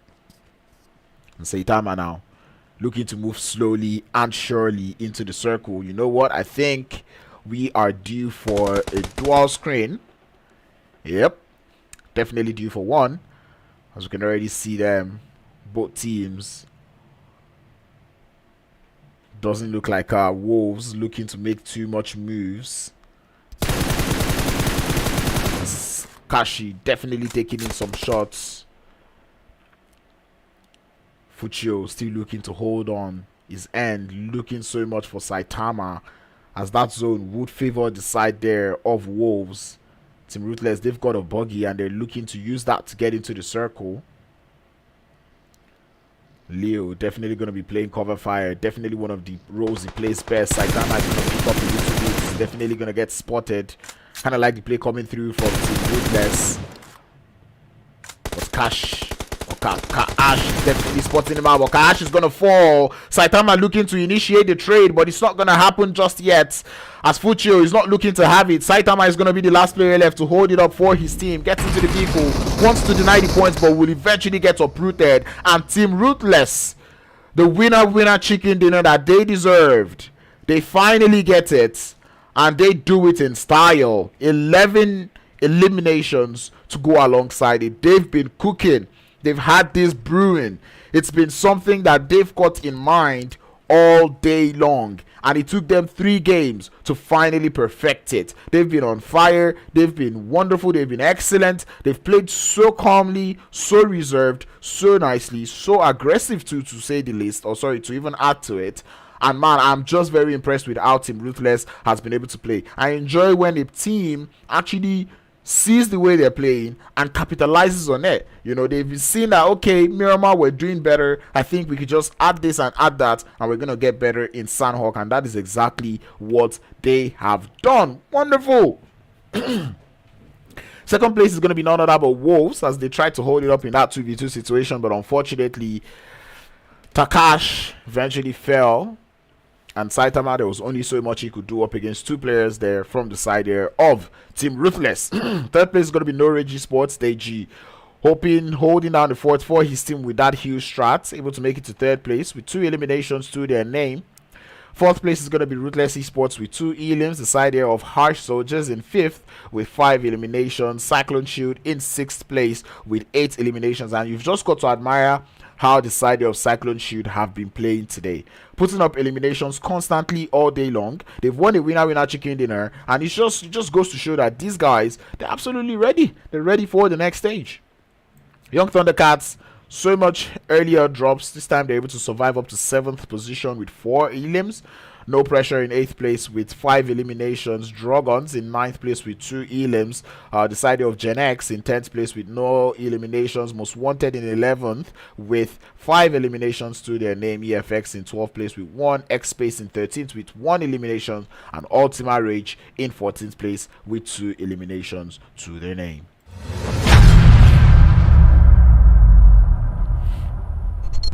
Third game done and dusted, and man, it was bound to happen. This Sanhok game, I don't think any team went home with 0 elimination, which means every team got at least 1 elimination point up on board, which I like. But man, it is Sanhok, definitely bound to happen. And like I said, the teams in this lobby really enjoy fighting. And that is one thing that I've enjoyed from them so far. They love the aggression, they like to fight, and that is exactly what they've come into this lobby to do. So yes, I'm happy about this one.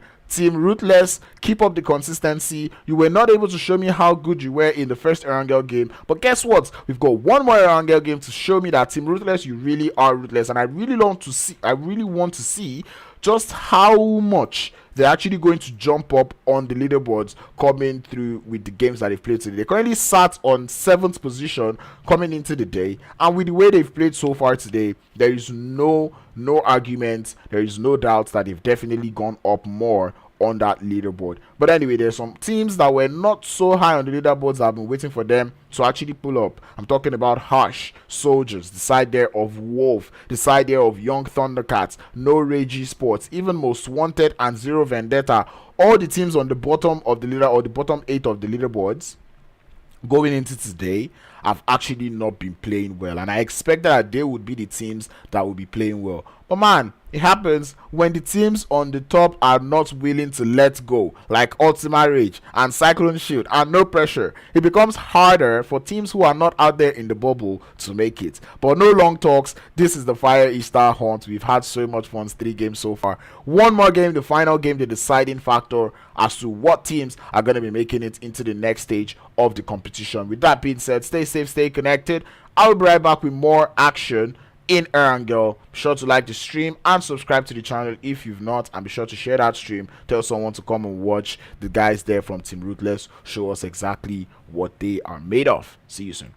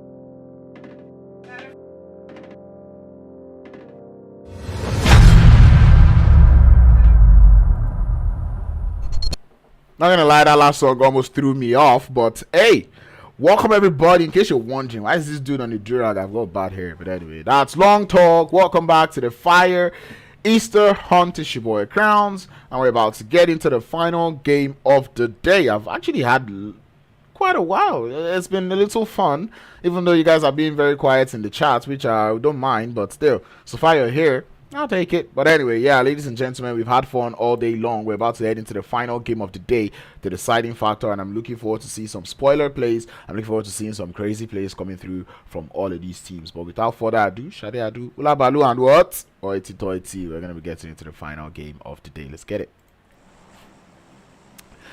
Alright, playing path, very forgiving. A very nice playing path to end the day, which is very nice. So, I'm pretty sure all of these teams are very thankful. I'm pretty sure they will be. Not gonna lie, I would be too. Because, I mean, what is this blessing of a playing path? But anyway, good to see. Good to see this type of playing path. I hope not to see any hot drops. Because all of these teams definitely have played the first Erangel game of the day.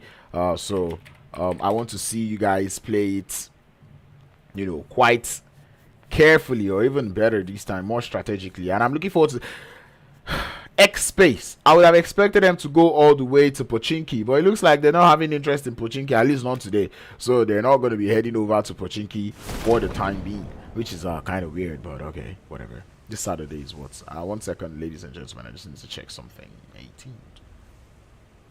March 18, 9 p.m.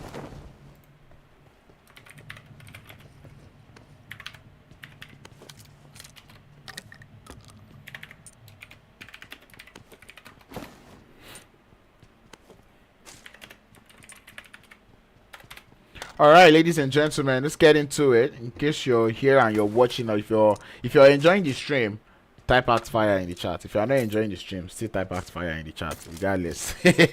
Like no, actually, if you're enjoying the stream, type Fire in the chat. If you're not enjoying the stream, I don't know what you put in the chat, but hey, I know now all of you now start going for that. You're not enjoying the stream. But regardless of what you're doing to the stream, let me know how you feel. Let me know who you're here to support. Let me know what team you're out here rooting for in the Fire Easter Hunt. I mean, at this point, it's pretty much set in stone, or set in stone. Hey, wahala. It's pretty much set in stone what teams are making it to the next stage. At least we know a couple of teams that are making it. Cyclone Shield for 1, Ultima Rage for 2. Speaking of Cyclone Shield, they do look to have company in the side there of Most Wanted out there in Primorsk. Definitely visitors that they did not have before. And it does look like Danny, what are you doing, fam? Danny out here looking to have a little bit of fun with the fox. It's almost like when the hunter goes hunting, and you know what he found? A fox. And definitely this man having so much fun with that fox. Danny Brown is going to get that first elimination onto the side there of Most Wanted, but the work is not done. The job is not done yet, as Most Wanted still have 3 players, or make that 2 players in the vicinity. I'm kind of surprised to see Most Wanted here, but I think that's just what happens in final games of the day. So I'm just going to pull up to see where they sat on the leaderboard before, you know, because I feel like, yeah, Most Wanted out there in 10th. They've played quite well today, especially in relative to GenX, who were in 8th place at the beginning of the day, which means Most Wanted may or may not qualify depending on how well they do in this final game. And now that they've decided to hot drop in the final game, definitely spells a lot of danger for them. So man, they have to hope that the side there of GenX get taken out. And Yungthundacats once again in a hot drop for the 4th time of the day. It's don't you get tired? You know, I'm tired for you, you know, but I understand it still. But what did I enjoy from them is that the first hot drop of the day, they did not fight. And look at this, all teams are on the south. Like EFX is out there in Severny. I mean, no pressure out there in Kameshki. The team Ruthless out there in South George. But look at the south, man. There's all the teams out here in south. Like, you know, you've got Ultima Rage, Drogons, Ruthless eSports, Xpace, GenX, Harsh eSports, Wolf eSports, Most Wanted, and Cyclone Shield. All of these teams out there on the south, and it just goes to show. Like, that playing path was definitely nice, but all of them just decided to go to the south, and, you know, not too much spread. You know, I'd have expected to see teams out there in the school area, and it does look like Most Wanted are getting started with the side there of Cyclone Shield. A Cyclone Shield will lose 2 in that engagement, rendering Danny Brown and, I believe, Stoner to be the last 2 players left for the squad. We do that while we'll anticipate that push coming through from the side of Yungthundacats and No Rage eSports in Yasnaya Poliana. And look how quickly things turn around. Like, this is things fall apart by not Chino Achebe, but by Most Wanted. This time, Wandofi is going to be the man responsible for taking 2 players there from Cyclone Shoot. I'm not gonna lie, I kind of feel like it's karma. But anyway, intro knock has been found by the side there of No Rage, as we see that grenade coming through from top G onto the side there of Yungthundacats. It does look like the full send is coming through. Danny Brown up there in a 1v2 situation. He does look to have 1 knock already onto the side there of one of the players. So we're gonna do that, and we're gonna go dual screen so we can get the action from both realms. It does look like side there of Yungthundacats looking to find off angles onto the side there of No Rage Sports, as Danny Brown does push upstairs. He's gonna get a second knock onto the side there of Most Wanted. That man looking quite strong. Fat boy out there between the crates. And Danny not going to be sleeping on that push, as he does continue up on the push, but the DBS in the hands of Fat Boy is wonderful. Big Daddy S12K, but it's not going to be enough to stop Stoner, as that is going to be a GG well played to the guys there from Most Wanted. A Cyclone Shield will survive that one. And once again, Stoner has eliminations. You just love to see that one. Like I said, that dude is allergic to not getting eliminations. But anyway, pulling over to the guys there from No Rage out there in Yasnaya. Flip. We'll pull over to them on this screen, shall we? Well, yeah, back to Yasnaya, where it does look like No Rage are not looking to share this compound. They're not looking to be the most friendly neighbors right now, as they do not want to share a thing. They don't want to share a compound. And the guys there from Yungthundacats looking to also find vengeance up against the guys who just took out their teammates. We can already see intro shots coming through as we see the full send coming in.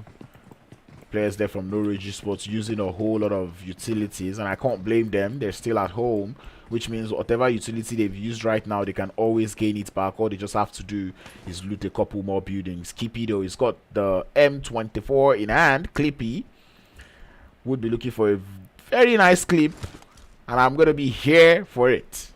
I'm looking forward to seeing him do damage with this M24 that he's got in hand. But while he's doing that, or while we wait for him to do that, I want to enable a couple of things. There we go. There we go.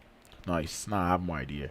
Anyway, it does look like Armani is aware of this position being held by Clippy, sending grenades towards his location, and Clippy forced to fall back. There's a little bit of passive play is what we see from the side there of Yungthundacats. Clippy just looked to be holding it up behind the broken fence, as Slagwis is able to find an off angle. And Armani might just be running into his line of sight anytime from now, and definitely will be. The knock is going to be found by Slagwis. And there goes the what's that word called? There goes the knock to even things out for the side there of Yungthundacats. Does look like they've gotten fulfillment from that knock, as they're falling back a little bit. And I kind of like the play coming through from Yungthundacats. They're doing a lot of damage, making sure the players there from trying to initiate a chase from the side there of No Rage Sports. You know, getting a knock here, getting a thirst there, moving around in one position, so they kind of know that, oh, this player is here, let us push him, let us try to isolate him. And when they try to do that, they eventually start getting taken out one after the other. So man, right now it's going to take a whole lot of composure from the side there of No Rage Sports to actually win this fight, because the side there of Yungthundacats, they're playing more of a mental game than a physical game of PUBG Mobile, and I'm looking forward to seeing how well they would execute this one going into this game. Drogons, though, in an engagement out there in the ruins area. I think we're going to be pulling over there right now. Does look to be a little bit of a close ring engagement with the side there of Xpace. We do see Ali is in the vicinity. Same thing can be said about Burkhardt, as they're already chunking those grenades towards the side there of Xpace. Atomic very low, or maybe not very low, but it's quite low on HP. Ali is going to get spotted from the side, but Atomic would eventually get felled as they're out here in the squad house. Shots are going to start getting out. And the side of Drogons will lose one, but they'll be able to get one more knock to kind of initiate that kind of trade. It's now down to a 4v2, provided they're able to get these revives up. Crazy guy and Zane, last two players left for the side of Xpace, looking to find an off angle as the third party is already coming through from headshot hills. By the side there of GenX, does look like Ultima Rage. You're not going to be having it, taking in a couple of shots towards their position. 1 HP is what Crazy Guy has got to work with up against the side there of Drogons, and it would eventually fall down, bite the dust, as Zay now has to take this 1v1 up against Emperor. Emperor is definitely going to be letting a whole lot of information fly, but the nade in their hand is going to get caught by the side there of Drogons, and Emperor would get that interesting finish onto the fight. GenX not going to be going for any third-party action at the moment, rightfully so. Jumping into that fight is definitely going to spell the end of them, and I like the fact that they've understood that one, and they're not really overextending. You can just see them doing a lot of couple of damage here and there. They do have one knock. I don't know if they're going to be, if they're actually going to, Alpha don't need himself, voila. I don't know if they're actually going to commit fully to that engagement. It does look like they're looking for a second knock before they head into fights, and it does man, I'm pulling over back to Rage No Rage, because I did say it that for them to actually come out victorious on this fight, it's gonna take composure coming from them, and it does look like they're already losing composure one after the other, because right now one of their players just happened to grenade himself, and I'm pretty sure the side of Yungthundacats are aware of that one. But unfortunately, when you're in apartment type buildings, going for a full send is kind of hard to do. Side of No Rage eSports would be able to grab their revive, but these two teams do not find themselves in that playable zone. They're out here drinking the blue juice, and No Rage eSports not looking to have it. The rest of Yungthundacats, I don't know if they're looking to get into those vehicles and head out. It does look like that's the plan, as Creepy and Simpy will be getting out of there. But Top G's got the spray in hand, and Deji's gonna finish it up. And I don't know how, but No Rage eSports, they've managed to win the fight out here in Yasnaya, and they will be happy about that victory that they've just gotten, because it did look like a very tricky situation for them. But they were able to stay accurate with the sprays. Man, I thought it was composure that was going to keep them, or that was going to make them win that fight. But I guess it was more down to accuracy of spray coming through from Top G. And the side there of Ultimate of GenX keep getting the knocks onto the Drogons, but they're not going for the full send. I'm getting pissed off at this point. Go for the full send, and that is exactly what they're doing now, as we see all four players get into the vehicles, sending it straight into the compound. That is the second knock that they've been anticipating. And man, the last player there from Drogons, Liu Dave, is definitely dipping from that one. He doesn't want any of the smoke, as we see him out there in the background, looking to pull away from the fight. Watertown, definitely not a place where you want to be taking too much engagement, because you know that if you're taking that engagement, you're definitely on the losing end, especially given the fact that make that headshot heals have eyes, and that headshot heals is definitely what has played into the loss of the Dragons in this game. And man, I think the Dragons may have done enough, but we're not too sure. They sat on 6th position heading into today's games. We asked the question if the way they've played so far, or all day long, if it's good enough, or if it was enough points for them to make it into the next stage of the Easter hunt. Woo! Wow, what a day. Anyway, Ultima Rage, we saw them pop off in the first Erangel game, and I'm beginning to think maybe Erangel is just their mojo. Maybe it's just their best map. But still, they're able to make good points all through the day. Got a couple of eliminations here and there. So yeah, we'll keep our eye out for them, especially in this last game of the day. It's kind of see how they'll play, but at the end of the day, they do not have anything to worry about. Maybe they might just be playing for the bragging rights right now, but they're definitely qualifying to the next stage. Ruthless eSports are going to be the ones on the receiving end of the bullets from Ultima Rage. As one player does get knocked, it does look like they want to go for the full send, as we see Moon now sending it straight into the Gatska compounds, but Nabil is preparing a grenade, and that grenade might just be excellent. Just send it out, but the grenade will not quite do the work. The revive does come through up onto Pika, but that is not going to stop the fact that the full send has already been initiated by the side there of Ultima Rage. And I'm enjoying the smoke work I'm seeing from the side of Ruthless eSports, buying themselves so much time from the guys there of Ultima Rage with the smoke grenades. But here comes the third party into that engagement. It's going to be EFX, who may or may not have heard the noise, heading straight to the center of the circle as Ultima Rage looking to get things started with the throwables.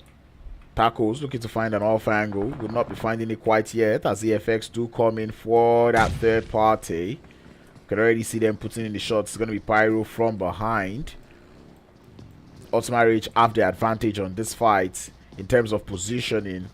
Ruthless eSports, though, they're all forced to be in that building, which means easily nadeable. Moon is going to send a grenade to do the damage, but he's gonna get felled by the shots coming through from the side of Ruthless eSports.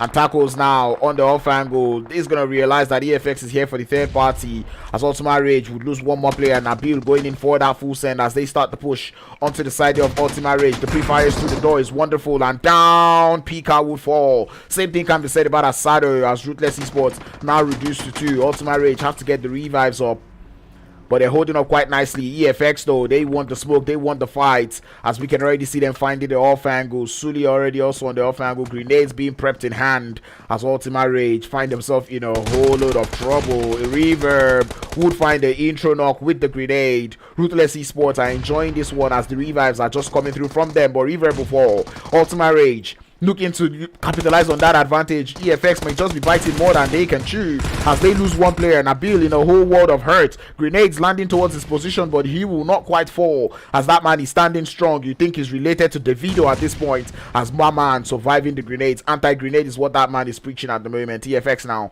he does look like all attention does seem to be on them. This is the choked up fight, a three-way fight, and nobody quite seems to have the advantage at the moment, as all sorts of throwables currently being exchanged by all three teams. Ruthless eSports deciding to play this one quietly, but guess who's here for more third-party action? It is the side there of No Pressure, as they pull up behind the side there of EFX, and this is just a whole lot of trouble being loaded up in the Gatska area of the map. I don't know what the play is, Slay, but EFX do lose to be falling back from that fight. They do not want any more of the smoke. The third party does come through. Vehicle explosion will take Pyro down, and EFX definitely did not play this one the way they would have loved to, because they came in to get 8 elims, but they would eventually lose 2 players heading into this fight. And now he goes back to default settings. Ultima Rage up against the side there of Ruthless eSports, and you can already see them already taking the shot. Slay gets spotted on the move, will not get taken down quite yet, but gets tagged up badly as the side of Ruthless eSports. They know they're doing the damage. The foot has been spotted by Pika. The damage is being done, and that man overextends a little too much. Nabil now left to be the last player left to hold it up against Ultima Rage, and that is all they needed. That one player to misbehave, that one player to overextend, and they have capitalized on that advantage. Out in the chopsticks EFX stand, but they lose one more players, as Carl will be the last one left for the squad. Sully definitely getting tapped, and that is going to be a GG well played, as EFX getting third party. They came in as a third party, but when the third party becomes third party, what do we call it? Fourth party. But right now it does look like a whole wedding party out here in the outskirts of Gatskas. Everybody does seem to want a piece of this part of the map. Yeah, I think Whitey did lose the composure actually in that fight. I tell you, they decided to exit the premises, but it did look like exiting the premises was not the best of options for them. And on the way to exit, them man, like I said, No Rage eSports, they do have a couple of players that can actually spray. And then with the Scarel, uprooting activities were done. Anyway, from all of these fights, other than Ruthless eSports, it does look like EFX happens to be on the losing end also. as they came in, only came in 4 eliminations. They lost 3 players and got 0 eliminations. You just got, that's definitely not what we love to see. Anyway, no pressure out here on third party situations, as the side there of Wolf running into a rotational cluster with that last player from EFX. It doesn't look like Saitama wants any of that fight, but that last player from EFX, Carl, has to drive away, and right now he just seems to be driving from the frying pan straight into the fire, as he's driving straight into the line of sight of Danny Brown from Cyclone Shield. Zone does look to be pushing us up to the north. It looks like a huge chunk of Mount Everest is in the circle, and the side there of Team Ruthless out there on Mount Everest, definitely the team, that's definitely not a team that you want to be on that hill, because if they are on that hill, you know they are definitely going to put in the work, and that's what they're already doing, letting the shots fly towards the side there of No Rage Esports, who did get 1 player knocked, but 1 revive would come through to set them back to 3 players. Did not start with the most number of players even to start with. Or actually, they started with 4 players, but they did lose Armani in that early engagement with the side there of of Yungthundacats. But anyway, a little bit of scouting abilities is going to be coming through. But man, for No Rage Esports who are looking to get into that circle from that eastern edge, it's going to be a whole lot of trouble, especially given the fact that Team Ruthless are actually on Mount Everest, which means they have all sorts of eyes and they can third party the hell out of this fight. But anyway, No Rage Esports looking to fully capitalize on this fight. Grenades already being sent by No Pressure, and it does look like No Rage, this is not a fight they want to take. I don't think this is even a fight that you can actually take, especially given how many teams just have eyes on this position. I mean, Wolves can see everything that is happening in this fight. The side there of No Pressure could also see what is going on in this fight, and the same thing can be said about the side there of the Team Ruthless. So man, No Rage, I like the fact that they got the memo, they're leaving the fight, deciding to leave that fight for another day, and they will just be heading out of dodge. DJ on the other hand though, it's gonna be left to survive the trailing bullets coming through from the side there of No Pressure. Ultima Rage finding their way also into that circle, as they find a spot on that southern edge of the circle, looking very close to the side there of Wolf.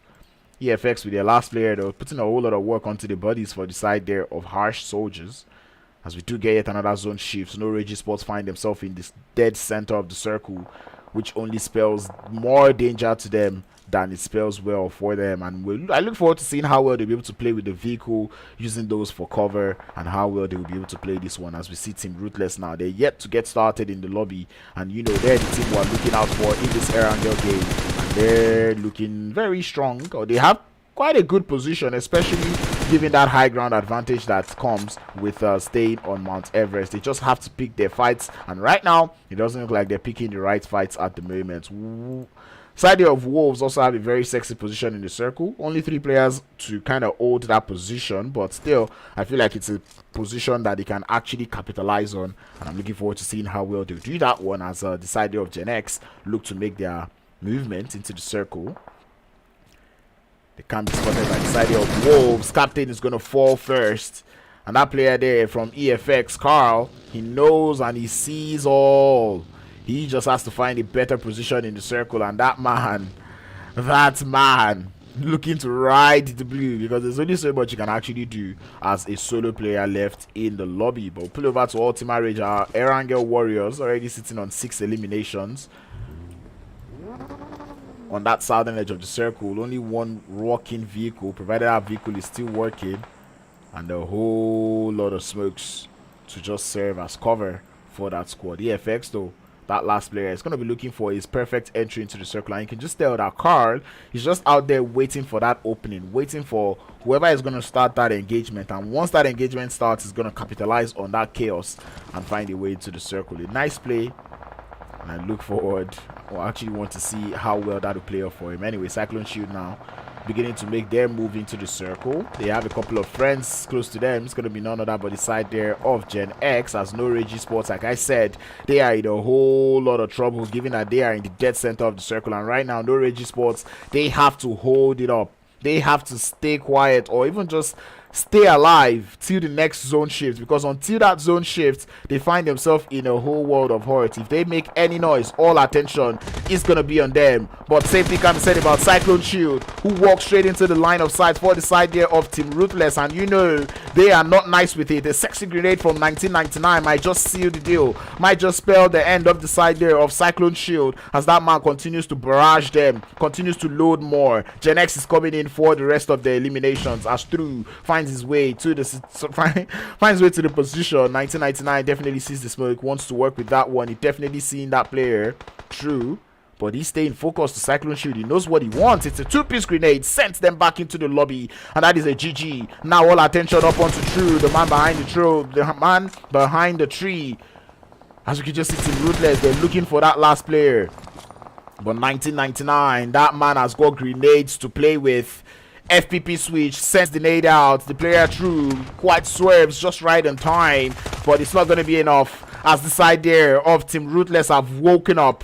Now is their time. They're beginning to rain the bullets, put in the havoc. What am I saying? But these dudes have actually woken up, and that is all that matters. Carl, the last player there for Team EFX, looking to play it very quietly, as Ultima Rage now boost themselves into the circle. They still have 6 eliminations. That just goes to show just how well or how bad that position that they find themselves is, because they do not have any vehicles, which means they have to get into the circle on foot. But anyway, no Rage eSports now. Next zone shifts Ascom, and definitely plays out well for them. No pressure finding a way into the circle, and no Rage eSports might just be able to take this fight. Grenades being sent towards their position. Deji having to hold his end, as he's the last player left for his squad, but the grenades from No Pressure pressurizes him back into the lobby. Same thing can be said about the side there of Ultima Rage, as Carl able to get that 3-piece knock onto them, but it is looking like Team Ruthless to take this game. They're looking very strong. They've lost one player, but that's not going to stop them in their tracks. Harsh Soldiers is the next in line. MSK finding himself behind that tree, but you know when the grenade pin gets pulled, you know what comes next. It is definitely the knock, as that grenade is going to falter, but it's the AKM will not, as Focho is definitely going to get that knock. 10 eliminations onto the name for the side there of Team Ruthless, and like I said, they're not going to be stopping. They have been on fire all day long, and they're going to continue. Carl, definitely the pain in the butt for every single team in this lobby. 4 eliminations already up to his name, and he does look to be playing spoiler for the side there of No Pressure. Falcon, though, on the other hand, he does look to be quite close to the side there of No Pressure. It looks like No Pressure have got all the attention on their head. Glixie being spotted with the jump shots from Falcon to take him down. Instant thirst to follow suit. Prison, the last player left. And Team Ruthless, they are aware of that man's position. Here comes Leo in the vehicle to draw closer to that last player from the side there of No Pressure. But now they face their attention onto the side there of Wolves. Prison's not been spotted quite yet behind that rock, but now he's taking out some shots. His position has been exposed. Here comes the 1v1. Prison cannot hold up. He does go down. 12 eliminations for the side of Team Ruthless, and they continue to batter the lobby, continue to drive around, looking at that prowess. Carl has been spotted in the grass by Leo, takes the shots. Carl gets set back into the lobby. 2 players left for the side there of Team Ruthless to take out, and it's going to be Saitama and Mamba to go. But man, they do lose Falcon to the knock, but now they know where those last 2 players are. They have all sorts of advantage, high ground advantage, cover advantage, all that they've got to work with themselves. And 1999 finds the off angle, finds the flank, gets Saitama down. 1 more player is going to be left. This is going to be the ultimate showdown between Team Ruthless and the side of Wolves eSports for the 2nd time in a row. Wolves eSports were not able to stop Team Ruthless from that chicken dinner in Sanhok, and it doesn't look like they will be able to stop them either in this Erangel game, as Team Ruthless get the back-to-back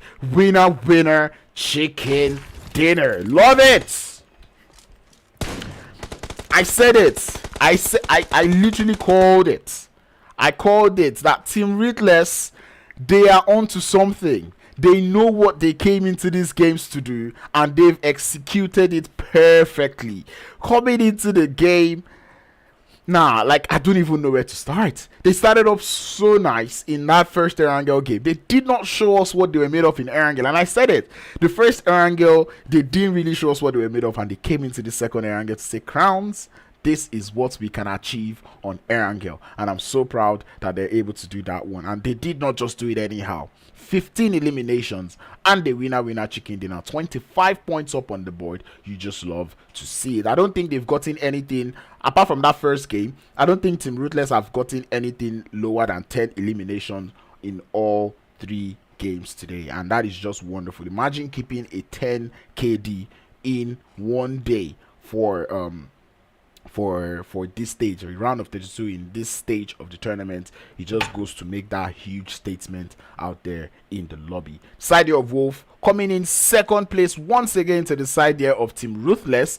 This time it was in Erangel, and it didn't look like they were able to take out the side of Team Ruthless. Those men are just too ruthless. They definitely cannot be stopped, at least not so easily. Anyway, 1 elimination and second place for Wolves. Maybe not the best of endings. Side there of Team EFX, having Carl survive for that squad till the end, and that man definitely did what he was needed to do, be a pain in the ass, and they got 4 eliminations while doing that. No pressure in 4th place with 1 elimination. Harsh Esports in 5th with none. Side there of Ultima Rage in 6th place with 7 elims. No Rage in 7th place with 5 elims. GenX in 8th place with 3 elims. The side there of Cyclone Shield in 9th place with 5. Drogons in 10th place with 4 eliminations, with all eliminations being spread across all 4 members. Ruthless eSports in 11th place with 2 elims. Yungthundacats in 12th with 1. Xpace in 13th place with none. And Most Wanted going out early to the side there of Cyclone Shield with 2 eliminations to their name.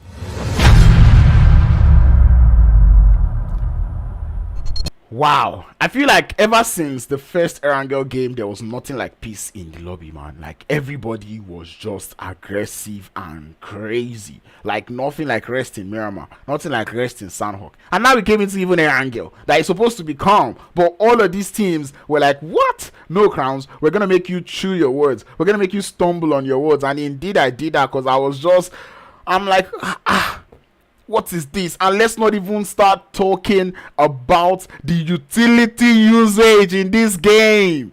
Like, nah, it was absolutely on fire. The grenades coming through from Team Ruthless, the smokes coming through from the side there of No Rage Esports, even Ultima Rage, the side of No Pressure. This is the beauty of PUBG Mobile, and I enjoy the fact that these teams were able to play it. It made me wait 4 games before I saw it, but still, it still paid off well for me. And man, with this type of plays, whatever top 8 teams make it into the next stage, I'm rooting for you, because I've seen what you're capable of doing. I know how composed you can play, and that composure definitely does a lot.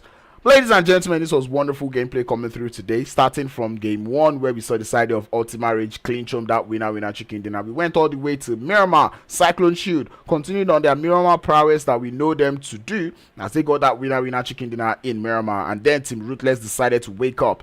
They did get taken out anyhow in that Miramar, as I think the only reason why Team Ruthless got taken out in Miramar was because there was one too many teams. And I think they were actually the last team. Yeah, I think Falcon. Yeah, they were the last team. They were second place in that Miramar game up against Cyclone Shield. And you know what they said? They said, no, we're not going to settle for second place anymore. They came into that 3rd game of the day, into Sanhok, grabbed that winner chicken dinner with open arms, and then they decided to close the day, seal it off with a beautiful 15 elimination cap and the winner chicken dinner. Almost a turkey, if you ask me.